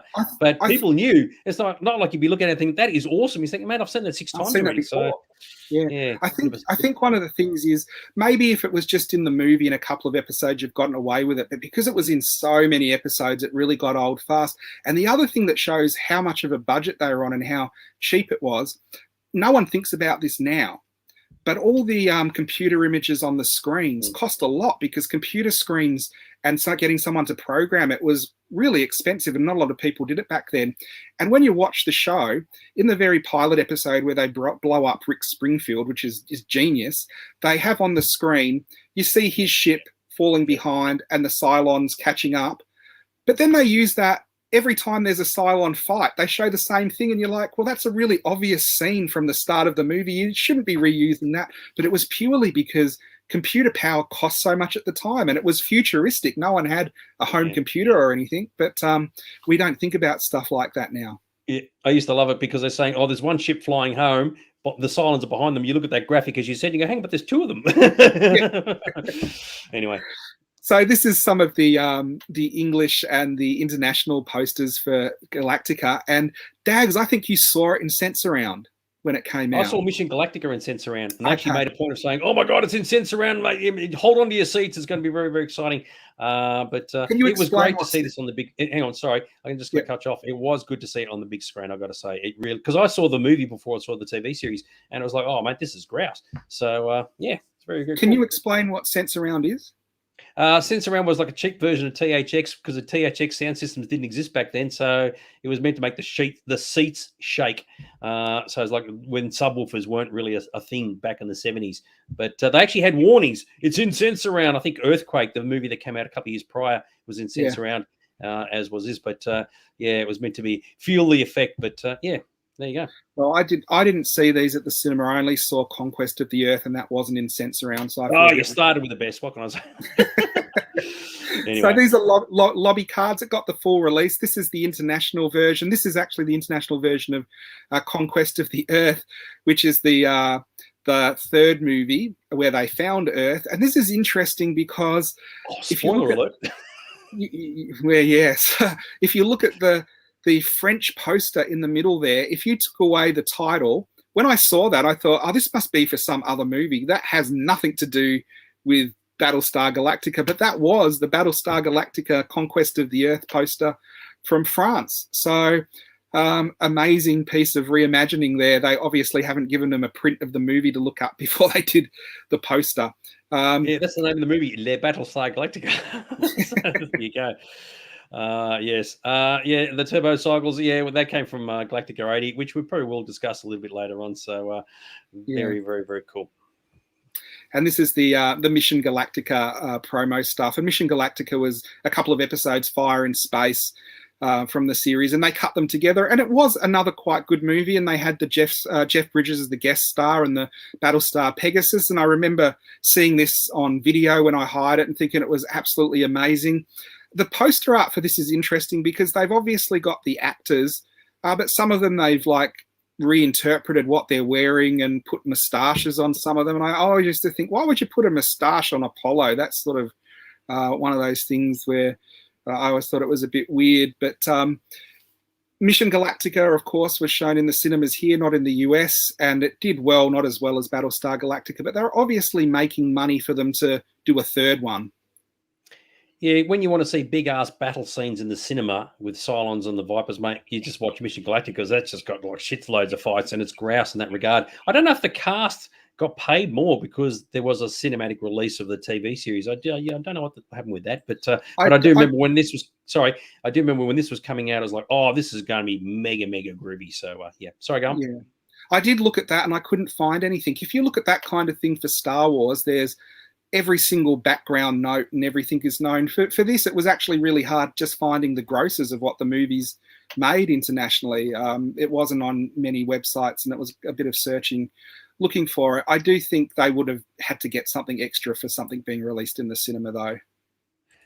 Williams mentioned this about Richard Hatch, and he's trying to get the show kicked off again in the mid-90s. We're going to bring this up a little bit later on, but since you've sort of beaten us to it, yeah, he did get a trailer produced trying to get Battlestar with the original cast brought back in the 90s, and it just never happened, of course. And if you watch that trailer today, it looks unbelievably amateurish, but he did try his best, and it wasn't to be, but he ended up in the reimagined series, so... Yeah. At the time, it did look good, especially as he was doing the convention circuits, and there was sort of enough interest there for him to keep doing it. And he did spend a lot of his own money on putting that trailer together and trying to get Galactica back. When it did come back, he was really, really sour that he wasn't involved and it was totally different. Then they gave him a role and he suddenly changed, and all he would talk about was the new series. Yeah, well, the irony being that his character in the reimagined series, Tom Zarek, was actually better than Apollo. And I thought that was just, way more depth and a lot more exciting. Like the characterization was excellent. Yes. PJ's asked about whether it was filmed in 2:35:1. So the series was probably shot on film, which means it was probably 35mm anyway. So when they upscaled it for the cinemas, it was already widescreen, ready to rock and roll. So they may have cropped it for the TV release. So it's interesting because there's been a couple of different releases, and it was originally actually opposite from what you were saying. It was filmed in TV ratio, and they cropped it down. And when they released it on Blu-ray, they found the original. And for the first time ever, they released it full screen, so there was more image to it when they released it on Blu-ray. But I like the widescreen version, actually. But if they filmed it on film, it would have been wide to start with, and they've just dicked around with it for the TV version. So the negatives would have been wide. Yeah. That's what I was saying. So, but anyway, it doesn't really matter. And the third film that came out, of course, one of the greatest action special effects scenes in the entire universe. Good old Conquest of the Earth when the Cylons come down to give Earth a good kicking. What do you reckon? Well, I saw this at the cinema and I walked out of it and said that was better than Star Wars, which was absolutely amazing. It was due to one scene which Dags was talking about, and it didn't even really happen because it was the Doctor showing Adama what would happen if the Cylons found Earth, and they did a recreation or a projection of what it would be, and it was basically downtown LA, and the Cylons came and just hammered it to the ground. The shit out of it. And what I found out later, which really disappointed me, the footage wasn't even filmed for Battlestar Galactica. It was actually alternate takes and special effects for the movie Earthquake. And then they came along and they just put Cylon raiders and filmed a couple of people running down the street with explosions and Frankenstein it all together. And it was one of the greatest 80s sci-fi sequences you could imagine. At the time, I was like gobsmacked. I remember seeing the trailer for Battlestar Conquest of the Earth, and the two things in it stick out to me was Adama going, "We have at last found Earth," and then it cuts to downtown LA and the Cylons are blowing up the records, Capitol Records and things like that. And I was just like, this is the greatest thing I've ever seen. There was nothing like that before that. Yeah, I absolutely 100%. That's what sold it, right? If anything was going to sell a movie, it was that. I was like, oh, I've loved Battlestar, I love Earth. Oh, the Cylons have arrived and they're just going nuts on Los Angeles. This is awesome. Got the laser beams, got the ships, the whole bit. And of course, it was just the simulation in the movie. Because at the time, you thought, when you see the title Conquest of the Earth, they're going to come down here and rough us up, give us a hard time. Now when I saw it at the Croydon Twin, I remember where I saw it, and I was incredibly impressed. And I would have thought, thinking of me as a kid, I would have been disappointed that there wasn't a Conquest of the Earth. At the time, I wasn't disappointed by that. The thing that got me the most, Dags, was the Cylons looked like humans. I remember that being very disappointing, where there was one normal Cylon in it walking around, and they kind of made fun of him and said, oh, it's a Halloween costume, and it had Wolfman Jack in and things like that. And I didn't mind that, but I did mind that the Cylons looked like humans. So that's how my kid brain worked. So wasn't that a perfect foreshadowing of what was going to happen 20, 30 years later in the reimagined series? Wasn't that the trailer implying that what was going to happen? Well, yeah, Conquest of the Earth, the Cylons are attacking the city. What would you make of that? So anyway, this was all stitched together from the Galactica 80 show, and that, of course, occurred in 1980. But by then, we're still focusing on the original Battlestar, so we're going to wind the clock back about 3 or 4 years. So this is the original international poster campaign with some programs there as well. Unlike Star Wars, they pretty much stuck with the same image globally. I've pulled as many different ones as I could with different images, but it would just be repeating the same image. A lot of people collect international posters, and I've said before, I like the Japanese text on stuff. I think it looks better than the English text in a lot of circumstances. But these were a couple of the posters from the time. It wasn't a diverse campaign, which makes me think they did it on the cheap. They sent everyone the same press release and all the same imagery, and locally everything was pretty much produced the same. So it was a global campaign. It wasn't in the cinema for very long because it was going to be out on TV.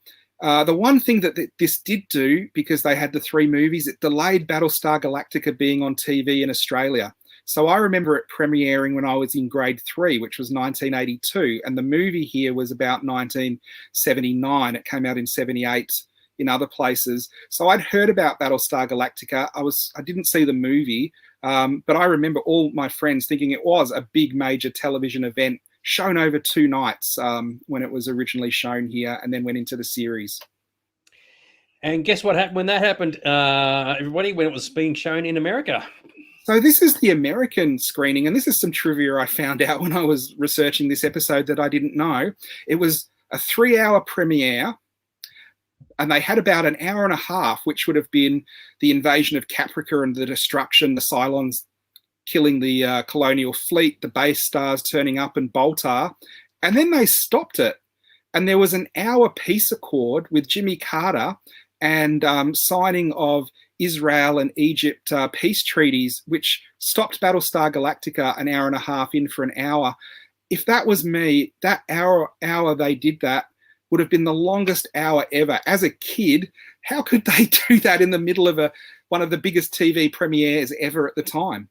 Mate, it's easy. Good old Jimmy Carter was going to become the president of the Quorum of 12. So there you go. They're no mucking around, mate. The US government's coming in to take over. So what you're basically saying is everyone signs up, then he slips off out the back and the Cylons come down and kill everyone. Yeah, love it. If PJ's mentioned the old the Cylon base ship, to me it always looked like a yo-yo on its side. It's just a bit of bizarre design, but yeah. So imagine that halfway through the pilot episode. Yes, oh my God, real life politics. That's the last thing that this world needs. But that's what happened at the time. Now, the print campaign for the TV series was a lot more interesting than the movies because this was a week-by-week thing that would be in the newspapers and in TV guides over there. So each episode would, apart from having its TV listing and synopsis, usually have a half-page or full-page ad advertising it, which would have been quite expensive at the time. So they had a lot of faith in the show that it was going to do well, and they did advertise it quite well through its run. So you can't say they didn't try when they were trying to push Galactica and make it sort of a big franchise like Star Wars. So whether it's a base ship or a base star, it's still a yo-yo, dude. So on its side, there you go. Very, very cool. So one of the first things that came out was a very cool set of cards. You could tell how popular card companies thought a movie was going to be by the length of how many cards there were. And Galactica was one of those 436 cards, not one of these weak 88 card sets. It was released in America by Topps, of course, and we actually got a local Australian release through Scanlens. I've always found the Scanlens very hard to get a nice set. You do see them locally here, but they're always destroyed. I don't think as many people kept them and put them away as they did with Star Wars, because Star Wars cards do turn up, but the Galactica ones don't. It is a very nice set. As we were saying earlier, it's got a very attractive cast. The cards actually show a lot more of the aliens and things that were in the casino at the end, because obviously Star Wars was so popular with the aliens. When they actually released the movie, in the cinema, it had more aliens than the TV version, because that was one of the things Lucasfilm had issues with, that the cantina was the casino scene. So they actually pulled a lot of the alien shots out and highlighted the Galactica crew, which was always disappointing for me, because when you watch Sci-Fi, you want to see the aliens. So a lot of the aliens were in the cards that weren't on screen. Very cool. Battlestar got 2 card sets. This one wasn't released in Australia. This is the Wonder Bread card set, which is, I think, a 36 card set. And it's another nice set of cards that use the images from the pilot first couple of episodes. These ones you'd get by basically you got a loaf of bread and you got a card in with it. So you collected them all. And this was a big promotion. Now, we've seen before that movies that sort of have that prestige often have food tie-ins and promotions, and Battlestar Galactica was obviously one that a lot of different brands wanted to jump on, because there was a few different promotional items that were given away with fast food and with breakfast cereals and things like that. So we're going to look at a couple of those. Yeah, it's funny that you should get a card with bread. Is that right? Am I reading that right? I need the Yeah. magnifying glass of truth. Yeah, bread. Yeah. So, yeah, cards with bread. No, I suppose it was a bit of a common thing at the time. So, yeah, Wonder Bread did a lot of different series of cards. You can see here as well. You've got your Battlestar Galactica glasses that you could get when you bought like a Coke product. They had these. I guess they're like shredded wheat. They're called shreddies. And one of the things that would have been very cool, the promo for Battlestar Galactica, the boxes had scenes from Battlestar Galactica, and inside the boxes you'd get Letraset transfers. So you'd get a scene and then you'd get your transfers, and after you'd finished the box of cereal, you cut out the scene and you could rub the transfers down and create your own scene. And I remember as a kid thinking they were like fantastic. Like when we looked at Star Wars, we didn't look at the Star Wars Letrasets actually, but there was some Star Wars ones. I never have seen these locally. They are great items and obviously hard to find, because what kid would get that and not use it and like make their scene? So stuff like that is merchandise that's sort of designed to be used straight away. Yeah, it was actually, you're right. Letrasetting because you could do your own designs, as you said. It was actually a great thing to do, not realizing at the time you're completely destroying the value of the collectability of the item. But there you go. And Defro, yeah, you're right. Yeah, Sunny Cross did do a few card lines in the 70s. So, yes, very, very cool. And up the top there is one of the rarer Galactica items, and this was also on like a chocolate breakfast cereal, and it was a Viper cockpit. It was a cardboard one that you folded together, and basically it had about 30 different pieces of card and pictures from Galactica and a different little poster that came with it, but you had to send in for it. And there's the envelope there, and underneath the envelope is all the content of the envelope you could get. Very hard to find those in complete unused condition, but a very nice item. So as I was saying earlier, you look at the Cylons. I mean, they're beautiful. They're from the torso upwards, but from downwards, they look shit. And it was just like the budget ran out to give them chrome legs. Yes. Now, I can't help myself here. So Colin said he's got a friend of his who's married to an actress who appeared in the series as an extra playing as a Viper pilot.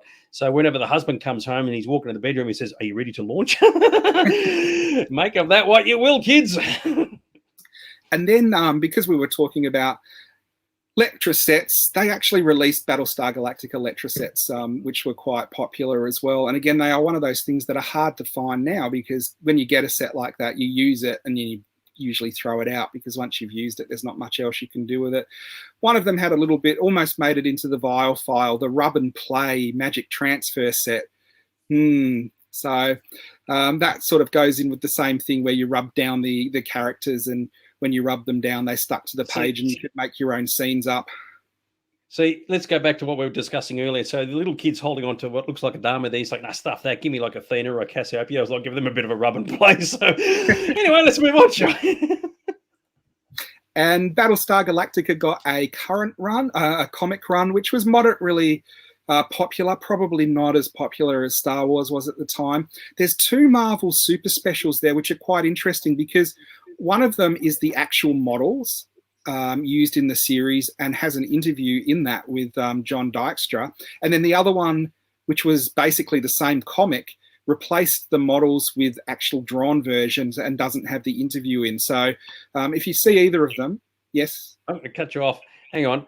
Family Show Dags. I wasn't the one who produced the product, the Rub and Play. So back in your box, sunshine. Continue on. So if you want to, I prefer the one that has the interview with John Dykstra and the models. But if you're a comic book fan, you might like the one that's purely all drawn. Up the top there, that looks like a little paperback is what they used to do a lot with these movies. It is the comic book version produced into a paperback. And Battlestar Galactica got 2 parodies, a cracked one and a mad one. The cracked one did have a cover. The mad one was in the same issue as Superman, so it didn't even get a cover for Mad Battlestar Galactica, which I think is a bit disappointing. But that's one of the original artwork pages there on the right from, I think, the cracked version. The Battlestar Galactica, as in garlic, a hilarious pun, is the cracked version, and the Mad version, I think they did Cattle Cart Galactica and compared it to Bonanza. It's kind of ironic, isn't it? It's like Battlestar was competing with Star Wars or vice versa, and a crack was competing with Mad. And when I read Galactica, all I could think of was like, well, I suppose variety is the spice of life. Boom, tish. Very good. All right. Now, here's one of those things where you think they must have thought that this was going to do amazing, because so many different franchises produced things. And you've got the Galactica Cylon bubble machine, which kind of has, it must have been an early product, because it kind of looks like the prototype version of the Cylons and not the ones that they went on to produce. Another very hard to find item, but the ones that you never see are these inflatable products based on Battlestar Galactica. And there was a Cylon chair, and there was a life-size Cylon Centurion with a sword. Interestingly, now I don't know if you'll recall this, Dags. I'm having trouble remembering what it is. There are no pictures of this online except for those odd ones from the catalogue.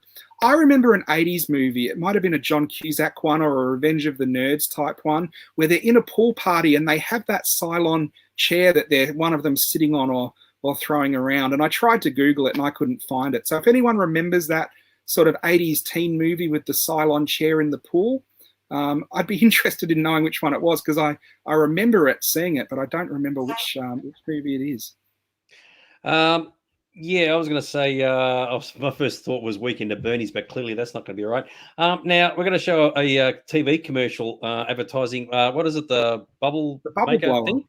Yeah. So just be aware, kids, that the video quality is horrible. So be lucky if you can even see this, and the audio isn't the best either. But it should bring back some memories for some people. So there you go. Oh, someone said One Crazy Summer. Okay, don't know. All right, Here we go. All right. With the Battlestar Galactica Cylon bubble machine, each sold separately, you can make lots and lots of shiny bubbles. You start by filling the Cylon warrior's head with bubble liquid from his body. Then you dip the bubble ring into the liquid, blow on the tube, and out come big bunches of bubbles. Battlestar Galactica Cylon bubble machine. The Battlestar Galactica Cylon bubble machine comes with 3-ounce container of bubble liquid. From I like how it says Woolworth, so you can get you some ushies while you're at it. by Laramie, and I thought that was a cigarette company in the States. God, that was crap, wasn't it? It was, but that kind of shows me how popular they think it was going to be. If a product like that was being advertised, they really must have thought like everything was going to sell for Galactica, like everything sold for Star Wars. And it really is an odd concept, though, that you fill the Cylon up with bubble mixture and then blow on his head and produce the bubbles. I mean, quite interesting. Well, with that in mind, yeah, as I said, it's a bubble bath or some kind of a mating ritual. So there you go. It's how Battlestar nerds get together. So there you go. Yes. You too can blow out your own Cylon's head, make of that. Well, yeah, Battlestar. Yeah. Very, you go into your backyard and blow those around, and it attracts the wild Jane Seymour. It's a family-friendly show, Aaron. Back in your box, son. So there you go. According to Moneybag Sullivan. Yep. And this shows some of the products that were in the stores. I like to find, product displays in stores. Last week with Indiana Jones, I couldn't find any. With Galactica, there's kind of one picture in the front of a store of a whole lot of Galactica merchandise, and even more boxes of Othello and different games behind it, actually. There is, again, one picture online of that Battlestar Galactica for the figures advertising like a Galactica station where the action figures are held. Lying down, it's a bit hard to see on the far right, is a standee that was at Toy Fairs advertising Battlestar Galactica merchandise, and that has the prototype Cylon on, not the one that they eventually went with. And there are 12-inch versions of that Cylon that got as far as hard copies, but then they changed the design. That's more of the Ralph McQuarrie design. And then there's a catalogue there advertising some of the stuff with Micronauts, which is surprising as well. Very cool. Now, this is the Battlestar Galactica original toy line. This was held up to go up against Star Wars, really, and they used the same Star Wars model where they launched with about 6 figures. They had a couple of vehicles. I think the disappointing thing about the vehicles, they were on a different scale, so none of the figures could fit in the vehicles, and I think that's kind of why it wasn't as popular. They had the 12-inch figures you can see down the bottom, and they also had the Galactica guns, which was another old product that they just slapped a Battlestar Galactica logo on and called it a Galactica gun. They were quite a nice range, and they didn't do badly. They actually sold about 8 million units in the first year, which apparently is quite good for a toy line like that. And it wasn't a high costing toy line because they didn't produce a great range of figures, and keeping the ships at a smaller scale meant they made a better profit to production ratio than producing them in a larger scale. So they played it safe and did quite well. Were they all released here? Because I don't recall ever seeing the Ovian or the Imperious Leader. The others I certainly saw there. That whole wave was released here, and I do remember the Ovian being the peg warmer. I think with the daggits, I used to see them hanging next to the Star Wars all the time. I did see all of that wave here. The most popular one was the Cylon. You could never find the Cylons around. So yeah, exactly right. So a guy on. Okay, so they're cool stuff. And here are some of the packaging designs, and the original artwork has been found for some of it as well. The thing that I found a little bit disappointing, even as a kid, that they released vehicles that, you know, didn't really seem to be from the series. So you'd get the Viper and the Cylon Raider, but then you'd have all these other ones, and I'd be, oh, was that in an episode? I don't remember. It was off screen to the left. Basically, yeah. So, and the Battlestar Galactica was kind of cool because the stuff was modular. So if you bought some of the vehicles, you could pull them apart and add them to the other vehicles, which was a cool toy. But if you were collecting Battlestar Galactica, it wasn't kind of the thing that I was looking for. So I had a Viper and a Raider, and I had the figures, but the other vehicles I kind of didn't bother about at the time. They didn't appeal to me. Yeah, I think you'll find a lot of people are in the same boat. So you said the Cylon Raider had issues, and we are going to discuss that in a moment. But before that, here is a Cylon Raider. So this is super cool. These were released here. I remember seeing these in Tandy, for those who remember Tandy, and also Dick Smith. I'm pretty sure I've seen ones here that have a Dick Smith sticker on, so they were released locally. This was a remote control Cylon Raider, and at the time it was very cool. Now they just remind me of those rumbas that go around the floor and clean stuff, because they're the same shape and about the same size. It's interesting, on the Toy Fair advertising on the left, they just show a regular Cylon Raider from the toy line, and they've stuck an aerial in it and said that's a remote control one. And it is one of those rare occasions where the product that came out was bigger and better than the one that they had said was coming out to, toy sellers. So this is quite a nice item. And if you ever find one and you're a Battlestar fan, you could go a lot worse than getting it. They're very detailed, very accurate, and a cool toy. They actually were a very nice design too. Yeah. And but all didn't end well. But continue on. So here is the general standard version of the Cylon Raider, which was a cool toy. You find them now, they're always missing the pilots. On the Battlestar Galactica stuff, all the pilots are always missing because they're so small they would have not survived very long. They'd have got vacuumed up or thrown out or eaten by a dog or something like that. Interestingly, the ones we've been showing have the firing missiles. And the firing missiles did become a big problem for Mattel. They backed a toy line and they put a lot of faith into it, and they designed it and launched it, and then disaster struck. I love it when you said, oh, yeah, it's like if you lose it, it goes up the vacuum cleaner, the dog eats it, or the kid eats it. Yeah, we shouldn't really joke because this is the this event actually changed the toy industry and changed safety standards. And I had known, I think everyone has known, that a kid got one of the Colonial Vipers and put it in his mouth and fired it, and the missile got launched in his larynx, and he sadly choked to death and died. What I didn't know, and why it was such a big issue, there's a picture there of another kid holding one of the killer toys, and this little boy had done the same thing a couple of months earlier, and he had been rushed to hospital, and they had saved him, and then he's come back and done photos and interviews, but Mattel didn't do anything. And so when a couple of months later another kid did the same thing and died, they were in a lot of trouble. They had to call all the product from the shelf, which was millions of product.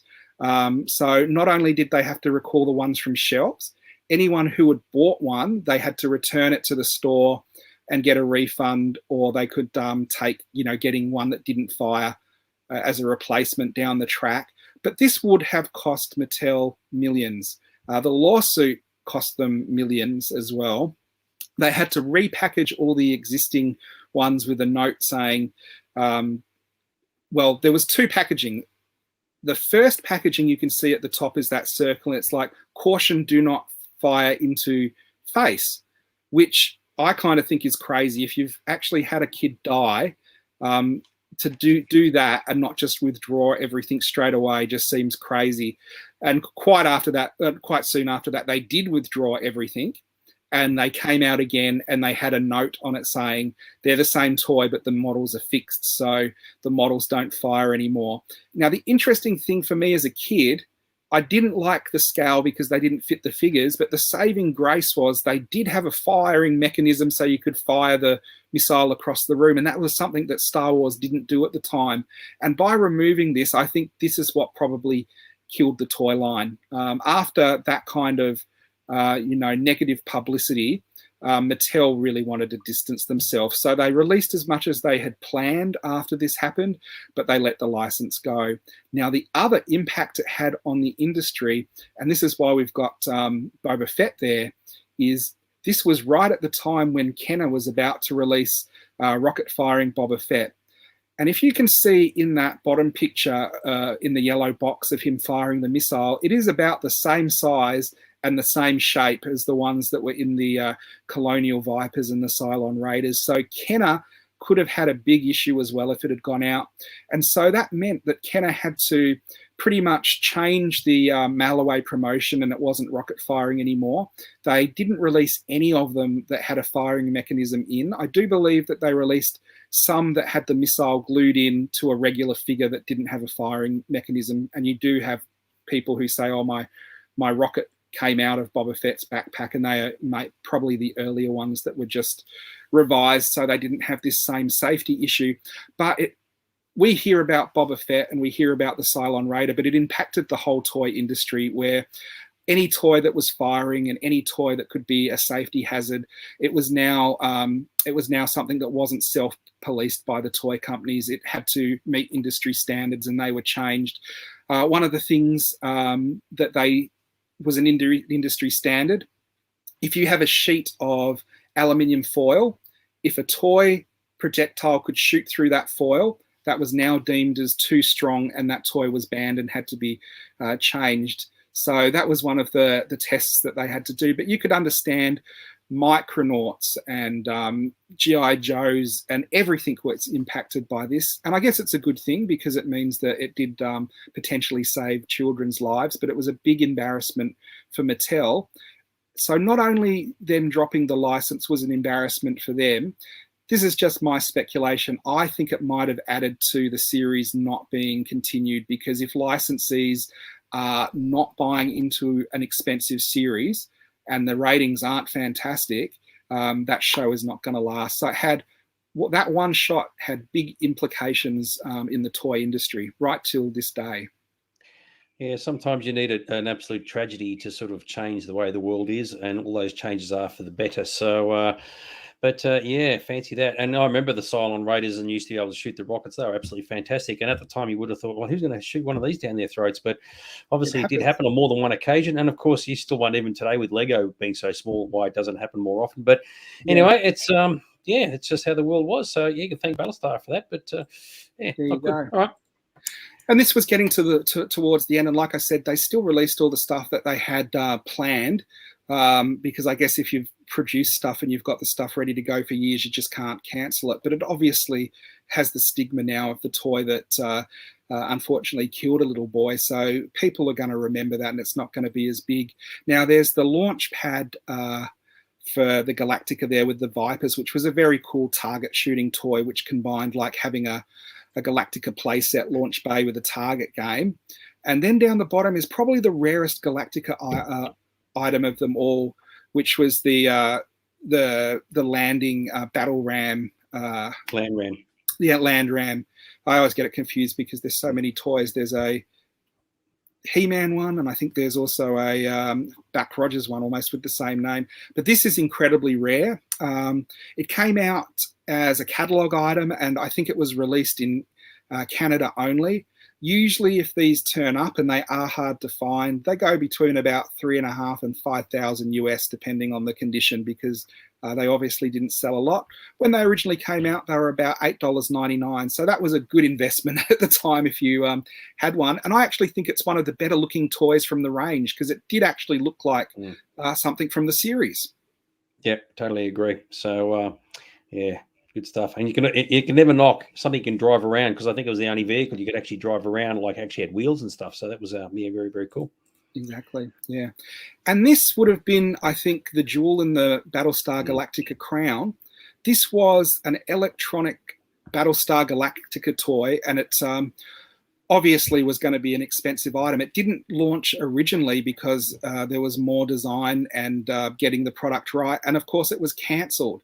So you have a series, Battlestar Galactica, and the command ship doesn't come out. You can't even buy a Galactica. And I think if you were a whole Battlestar Galactica fan, that would be the holy grail. But I'm sure only a couple of those exist. I could only find examples of 2 different ones existing. So that would be the sort of prototypes and stuff that was shown at toy fairs. I think that would have been an amazing and popular toy, but it didn't get released. So they would have lost a lot of money from that. Well, 22 inches long, so it's actually quite large, but it's also a beautifully designed ship as well. I mean, you get a lot of ships in movies, and some of them look good. Like as I said, I mean, like the base star thing looks like a yo-yo, and it does look like a yo-yo, but the Battlestar actually looks like a really, really cool design. And for that reason, you go, you know what, you would consider buying one of these. So yeah, 1, it looks good. 2, it's a really large size. And yeah, it would have been like effectively, as you said, like a holy grail of all the toys that they ever released for it. But as you said, it wasn't to be. And then the other end of the scale, and this is one of those toys I was always disappointed by, was the 12-inch figures. Now, the 12-inch figures I always thought were a bit crap. What Dags was saying earlier about the Cylon and how they looked great on the top because they were all chrome, and then underneath they looked a bit cheap. That was really proved by the figure, where they only did the head chrome and his chest plate, and the rest of him was just a standard black action figure. And they appropriated the Colonial Warrior, which I thought was just nuts. They just took another figure and slapped like a tan uniform on him. It doesn't even look like a Colonial Warrior uniform, and basically said, yep, this is a Colonial Warrior, this is a Cylon. And it was basically a Captain Laser figure that they just put it, like they didn't even do another head. I mean, you could have got away with it if they'd done a Starbuck or Apollo head or something, but I don't even know who that old guy's meant to be. Were they meant to be a Dharma? I don't know. Yeah, see, I thought the same thing. I thought, who is this dude? You think it looks like a Dharma, but he's wearing the wrong outfit. And you go, that doesn't make sense. So, well, the first time I ever came across that, I came across it loose in a secondhand market. And I picked it up and looked at it, and I didn't know what it was. So I didn't buy it. It wasn't until a couple of years later, and I was more seriously collecting, that I realized that that was a Colonial Warrior. Now, what would have been really cool, we saw earlier some of those inflatable Galactica items. The same company that did them had planned an inflatable Viper that was in scale to the 12-inch figures. And so you could inflate the Viper and put the Colonial Warrior on it. And suddenly that crap toy goes to being one of the most amazing toys ever, because that would have been, at the time, one of the biggest spaceships ever produced for an action figure line. You can see the Colonial Warrior sitting in there, and that is a big toy. So you could tell that's the Starbucks ship, because he always had an inflated ego. Ah! Anyway. Love it. So yes, but that didn't come out, did it? Or did it? It didn't come. It didn't come out. And at the other end there on the left, again, you can see the 12-inch prototype Cylon that they had to change because they changed the design of the Cylons on the show. I love the fact with the Cylon, it comes with outer space sounds. All right, so that's a 50s kind of concept. That is. Oh, how dodgy is that? Oh, there you go. When you can't get a real daggit, get a bullshit one. There you go. Well, one of the popular things for fans was the daggit. The daggit was incredibly popular, and I guess because at the time there weren't many robots to choose from, so you had this robot dog, and you're like, yep, that's one of the coolest things in the show. Now, I think everyone probably knows that the daggit was actually a chimpanzee in a costume, and I've got a couple of pictures of that there. And there were two different daggits released. There was the one for the action figures, and there's a drawstring daggit that when you pull the cord, it barks, a kind of electronic bark. And one of those things that happens with all drawstring toys, with age, the noise gets worse and worse as the little record inside wears out and the mechanism breaks down. So now I've had a couple recently, and you pull the string and it sounds like a zombie daggit, not a friendly daggit anymore. So it's a very cool item, but also a bit scary. And if you look, it's got one of those effects where the eyes glow, where you position the light and so it reflects it back. So they can look quite creepy as well. So if you find the daggits, they are a nice toy though. So what I couldn't work out is I can understand the robot dog being called a daggit, right? I've got no problem with that. But the real dog was also called a daggit. Why don't they just call the real dog a dog, and then they just give him the robot one and go, oh, that's called a daggit, and everybody's happy. So talk about confusing things. Here's some trivia. Do you know what cats were called in the Galactica universe? No. Catlets. It's in the Let's book. move on, shall we? Is that your best joke for tonight? So that's not a joke. That's in the book.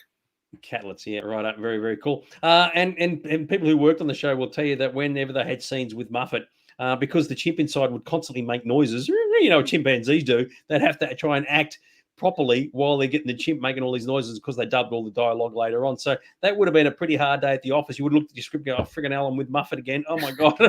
Well, the other thing that's on the DVD extra is whenever they were in a battle with the Cylons, there'd one explosion go off and the chimp would apparently strip the costume and run up into the rafters. So a lot of time was wasted with them trying to lure the chimp down from the roof with bananas. So they soon worked out, don't put the chimp in any battle scenes. And so the only one it is, I think, is in the casino where they're trying to escape the Ovians. Took ages to film because the chimp was so naughty. Yeah, unbelievable. William said he hated Boxy. He didn't like the kid either. The kid was Boxy. So there you go. Very, very cool.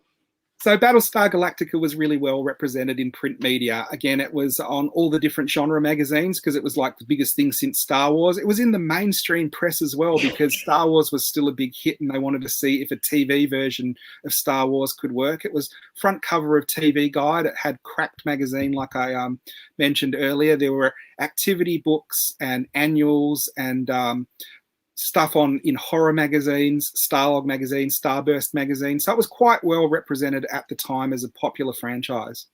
I just realised what Thomas said. He was saying that, a good old spanking cameo. That must mean this. I can't help myself. Yes, very, very cool. So, yes, it popped up. In fact, the photo story looks pretty cool. So, sorry, I cut you off. Whoa, slow down. I cut you off. What were you saying? It's a good night for you, Dags. You've been spanking the monkey twice in one show. Mate, you can never get enough spanking. What can I say? But there's the Cracked issue that we were talking about earlier too, which is kind of cool. Yeah. And then Battlestar Galactica, pretty much all the episodes were serialized in paperback books. And it's interesting because the books took a lot longer to come out than the TV show. So by the time you had about the fifth book, they were doing Greetings from Earth. So they'd done like the Galactica and Mission Galactica and the Lost Gods and things like that. But then the rest of the series was eventually novelized, and that came out sort of the next 15 years, a book every couple of years after the series was released. And they are actually a hard series of books to collect in nice condition. They always turn up trashed, and they do have nice painted covers, which is one of those things that's almost a lost art form now with computer generated stuff. So they are a nice series of books if you ever want to track them down, they are just retellings of the episodes. Like I said, some of them add stuff, and there's alternate versions because they worked on earlier versions of the script, particularly for the first book. Yeah, good old Vipers and Cylons always look good no matter what angle you see them from. So there you go. And yeah, good on you, Thomas. Yes, he was fishing for that. He likes a bit of spanking too. So very, very cool. Now, Battlestar Galactica is interesting. If Joel's still around, he might find this interesting. He might even have some of this. There were a lot of video games planned, and then they all kind of got pulled and turned into other games. So the Galactica Space Battle, which was planned for the Intellivision, just was turned into Space Battle. And what's really interesting about that is years later, fans have now re-released Space Battle, gone into the code, reprogrammed it to make it look more like Battlestar Galactica, and released the original game with Galactica packaging with the blessings of Universal. So you can get the original Space Battle where everything looks like Galactica but isn't advertised. But you can now get the retro version which embraces its Galactica heritage. But it is interesting. I read up on this, and they designed the game, and then they decided they weren't going to go with the license. And the company said, don't worry, you don't have to change anything because it's all so blocky. No one's going to be able to tell it's a Cylon Raider or not anyway. So all they had to do was change the packaging, and basically they got away with releasing exactly the same game. Very, very cool. And yeah, PJ said he liked the Xbox one, which was very gritty. And here we have Space Alert, which was released in Australia, again in Tandy and a couple of places. Some of my friends had this, but I never had it in that sort of era of Game & Watch. And this was Missile Command. So they basically reappropriated a game that already existed and made a cheap Battlestar version of it. And the only thing they had to do was change the little missile fire at the bottom to the Galactica. So it was a very, very cheap change and rebrand, and they've got like a very popular game. And that is a good little game.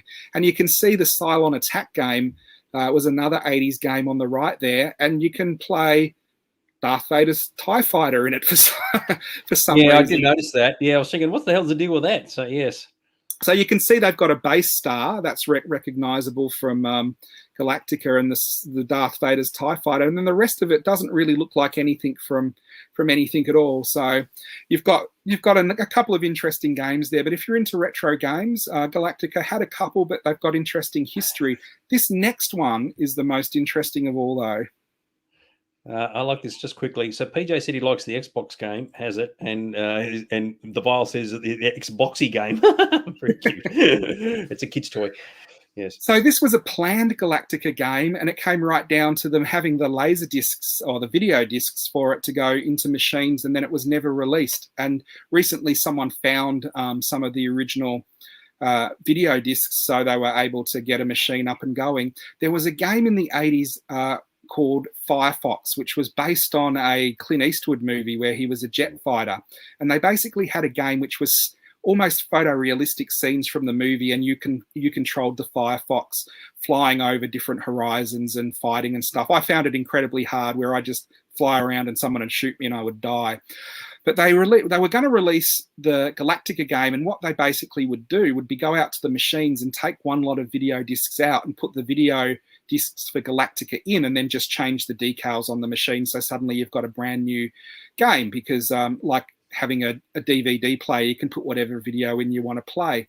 And this would have been at the time quite revolutionary, because during the time where everything was block graphics, this was photorealistic dogfights with Cylons and Vipers in space. There's not much information on this online, but it must be one of the rarest items out there if you're a Battlestar collector, and would be an amazing game to try out. Dogfights back then would have been a quite unique thing. Very, very cool. Now, it is 10 o'clock, and we do actually have a small handful of slides left to go. So we will plow on. So hopefully people will stick around and not bail out just yet. So we've still got about, at this rate, another 4 hours to go. No, seriously, only about another 20-something minutes, give or take. But we're still sticking with our Battlestar stuff. So, yeah. There's not... As we switch over to the night shift here, we can... the graveyard shift. Yeah, absolutely. Yeah. Don't be like the wussy sort of like the council who just lets Boltar come in with his Cylons and just destroy everything, and just stick around and enjoy the rest of the show. So because we've got more good stuff coming up. Now you can see after Mattel gave up the license, the level of merchandise took a nosedive. It basically became show bag level stuff, but it was sold in the shops. So you've got here all your general stuff that you can plow out cheap, your atomic yo-yo and your wallet and your bagatelle game and all these other little show bag items. These were incredibly rare, I remember, during the 90s and 2000s because they were sort of the cheap stuff no one bought, so they didn't turn up on the secondary market. Now on eBay, I remember some of the little galactic cruiser ships used to go for hundreds of dollars. Now on eBay, you can pick them up for about $10 because obviously there was warehouses in Mexico full of them somewhere, so they've been coming out to the market. Interestingly enough, I remember someone in my class having that Cylon calculator game, and I couldn't find any information about that online at all. So it must have been released here, but it's one of those things that's been lost in the mists of time where Google, even deep Google, can't dredge it up from the past. Yeah, what's happening now? Some companies like in Argentina are getting really, really old franchises, getting some artwork and then producing their own merchandise. And it's not licensed at all, but it looks cool. And if you think, well, I couldn't get the real thing, and it's not a copy of the real thing, it's just something they've just invented. They did this for the 1980s series, and it looks really, really groovy. And you go, you know what? It's not worth anything, but it's, a bit of shits and giggles. Put it in the cabinets, and it still looks pretty good. And so I have seen them, and you're like, oh, it's only $5 in Argentina and $58 postage. Almost as good looking as a Commander Cody mask. So there you go. But one of the things that was a success way beyond Galactica's lifespan was actually the model kits, and the model kits are some of the best Starship model kits ever. And I think this might be to do with John Dykstra's original designs being kit bashed from model kits. So when they go back to the model companies, they can accurately reproduce the kits because all of them are kind of taken from kits anyway. So here we've got some of the early ones. The Monogram were the first ones to come out, and then they went to Revell, but they were basically the same molds used over and over because they were so good and had that life in them. And you've got the Base Star and the Colonial Viper and then the Cylon Raiders, which are all cool ships, and when they're done and assembled, they look fantastic. Yeah, totally agree. I was looking at the bottom here thinking, where was this one in friggin' Battlestar? Then I realised it was Buck Rogers. So yeah, sorry, they mixed the two genres together.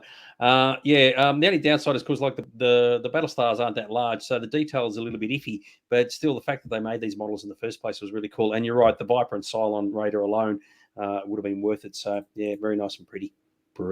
And there's the Battlestar you were talking about. I can't remember. I know at Con 80 there was a cabinet full of the Melbourne Sci-Fi Model Club stuff. I don't remember if there was any Battlestar stuff there.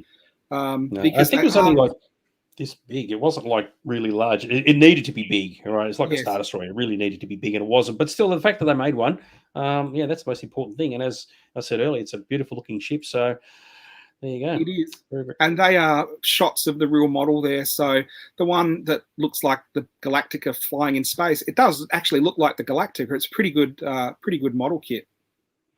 Yeah, exactly right. You need to do the one that blows up, which has the president on board, the Atlantia. Yeah, Atlantis, just put all these firecrackers in, blow it to the complete shit house, and go, yep, there's the Atlantia for you. when I was the age when they came out, that's how mine looked when I was trying to make a good one. Absolutely, very, very cool. The original model had a rocket-firing torpedo out of the nose. Well, there you go. So at least it's firing. Yeah, you know where they ended up, in some kind of kid's throats. Very cool. And this is the last one for the model kit. So they did keep producing them for years and years. What's interesting, on the top right there's an advert in a model making magazine where they were so successful that people had produced their own kits where you could modify the Viper from a single seat Viper to a double seat Viper. So if you had a couple of Viper kits and you wanted to do the double seat version one, there was a sort of garage kit you could buy to modify an official Viper to have two different versions of it, which is quite an ingenious thing. Someone probably knocking them out in their garage and making a pretty penny for these unlicensed modify kits. Yeah, it's their Top Gun version. That's why, because you need your Goose and what's the other guy? Hang on, was it Goose? Was it? And the guy behind Iceman and all those dudes. So yeah, exactly right. Oh, got to show a video. So give me a second. I just got to tee up a video. We're nearly at the end, kids, so don't run away just yet. This is a good one, actually. So it was something that we were discussing earlier. So, all right. So this one doesn't look and sound as bad as the other one, but be curious to see how many people have actually seen this before. They'll certainly be experienced the event. Here we go. Do press this and press this. Lasers ready. The Battle of Galactica has begun. Where are the humans? They are on the Universal Studios tour at the collapsing bridge and suspect nothing. We will capture them. In the doomed glacier expedition. We will torture them. At the shark. We will annihilate them. They are here. The Battle of Galactica has begun. At the Universal Studios tour. They even had the year 1979. How good's that? Very cool. So that was pretty amazing. I hadn't seen that ad before, but I actually did go on the tour in the late 80s when that was still there. And it was amazing. I've got to say, it had probably reached just about the end of its life, so it was a little bit tired. But to see the Cylons walking around and the Imperious leader, and they had actors playing colonial warriors, and I felt sorry for them because obviously a tram came along, they came out, had a fight, reset, the tram came along, so they were having the same fight about 200 times a day. But I was old enough, to appreciate it. It was a really good thing. They released merchandise for it. It's incredibly hard to get. They did postcards and stickers and different posters and things. I do have some home video footage of that because I had my video camera on the whole way through everywhere, but I can't find where it is at the moment. It's probably up with my parents. But it was one of those things at Universal Studios, what we were talking about and what Peter's saying there with the A-Team, where you were at Universal Studios backlot where Starbuck was, and he turns around and does a double take when he sees the Cylon walking by, and you feel like that because you're just in America, and then all of a sudden you've got Cylon tanks firing at you and the tram conductor's going, quick, we better go into this spaceship, and then you go into the spaceship and you've got Cylons blowing up, and the Cylons were robots. So when the Colonials came in and blasted them, they fell open and fell apart. And as you left, they slowly reassembled for the next tour to come through. Did you ever go through that, Dax? I was pissed off because when I went to the Universal Studios in 1993, they'd substituted out the Cylons and all that sort of stuff and put in like Dracula and Frankenstein and whatever else wandering around. And I felt so ripped because I was hanging to see, because I'd never seen one. I'm hanging to see a real life Cylon. And well, I got it right at the end of the line. And what was the best, it was a laser show. It was advertised as the Battlestar Galactica laser show. And the voices of the Cylons were amazing. Just to hear them in real life with you there, was fantastic. So it was a big thrill as a kid, even though I was a bit older. It was still amazing to see that show. Oh, yeah. So the Back to the Future I took over. So, yeah, I did get to go on that. So, yeah, missed it. Probably only by a handful of years. I was like, bastards. So anyway, not to worry. And we're getting right to the end now, so bear with us. This is the existing Battlestar Galactica ride, which is in Universal Studios in Singapore. And what I find about this is interesting. It's a roller coaster, but you can get in the Cylon line or you can get in the human line, and you get on a red roller coaster, which is designed like Vipers, or you get on a blue roller coaster, which is look like Cylon Raiders. And the roller coasters go through at the same time, dogfighting each other and spinning around each other as you go on the ride. Now, this is not a vintage thing, but I put it in because that is a pretty cool idea. I've never been on a roller coaster like that where it's dogfighting a second roller coaster at the same time. Now, that is very, very cool. What you need is one person to be feeling a bit ill as the thing's spinning around, and as they sort of lose their lunch and it lands on the other roller coaster. That's the equivalent of your laser beams. Absolutely fantastic. So, yes, good old Universal Studios Singapore. Hopefully we can all get there very, very soon. So how good is that? There's an overview of stuff. What do you reckon, kids? There you go. So Battlestar Galactica burnt brightly but very, very short. There was still a ton of merchandise, as is testament that this is our longest show ever, because I couldn't cram as much in. I tried to cram as much in. I still didn't fit everything. If you collect Battlestar Galactica, it's a fantastic range because it's a small range. There's a lot of hard things to find, so you'll be collecting forever. It looks very cool with all the chrome and the design from the 70s. It doesn't go on forever like Star Wars. It is still a challenge to get, and it looks really good. So if you collect Galactica stuff, you have a really nice looking collection. Yeah, exactly right. And I think you wanted to finish with this little thing. There we go. You want to read that out? Because you actually got it. I think you got a couple of words wrong, but yeah, let's not worry about it, shall we? Fleeing from the Cylon tyranny, the last Battlestar Galactica leads a ragtag fugitive fugitive fleet on a lonely quest, a shining planet known as Earth. And that's Yeah, I think you missed the end word of surviving, actually, last surviving Battlestar. So that's off the top of my head. So there you go. How good is that? Very, very cool stuff. Well, believe it or not, kiddies, that actually brings us to the very end of the episode. Oh my God, that's a bloody long one, wasn't it? So what do you reckon? was. As there's still people alive watching. Yeah, there's 17 people watching us at the moment. Actually, it was very funny. When we got past 10 o'clock, it actually went to 20. I thought, oh, they've actually got extras joining us, which is very, very groovy. War of the Worlds probably ended. It probably didn't. People came back. They're still going. You know? Yeah, absolutely fantastic. So, all right, well, we're going to shovel off, and we will leave you all to it, and we'll catch you all next week. And as always, with your Battlestar collectibles, make sure you can remember to keep the mint in box. Or rip it off the card by your command. Indeed. Very good. See you later. See you guys.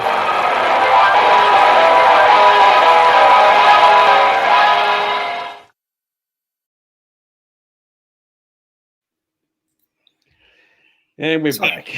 If anyone's still here, we're having a secret scene at the end of the episode again this week. And this was when I was looking into the John Dykstra stuff. There was a little piece of trivia I had never heard of before. Now, you can see in that top slide there what I was talking about earlier. You can see a Star Destroyer in the workshop while they're working on Galactica. So there's a Star Destroyer, and to the left you can see a Colonial Viper.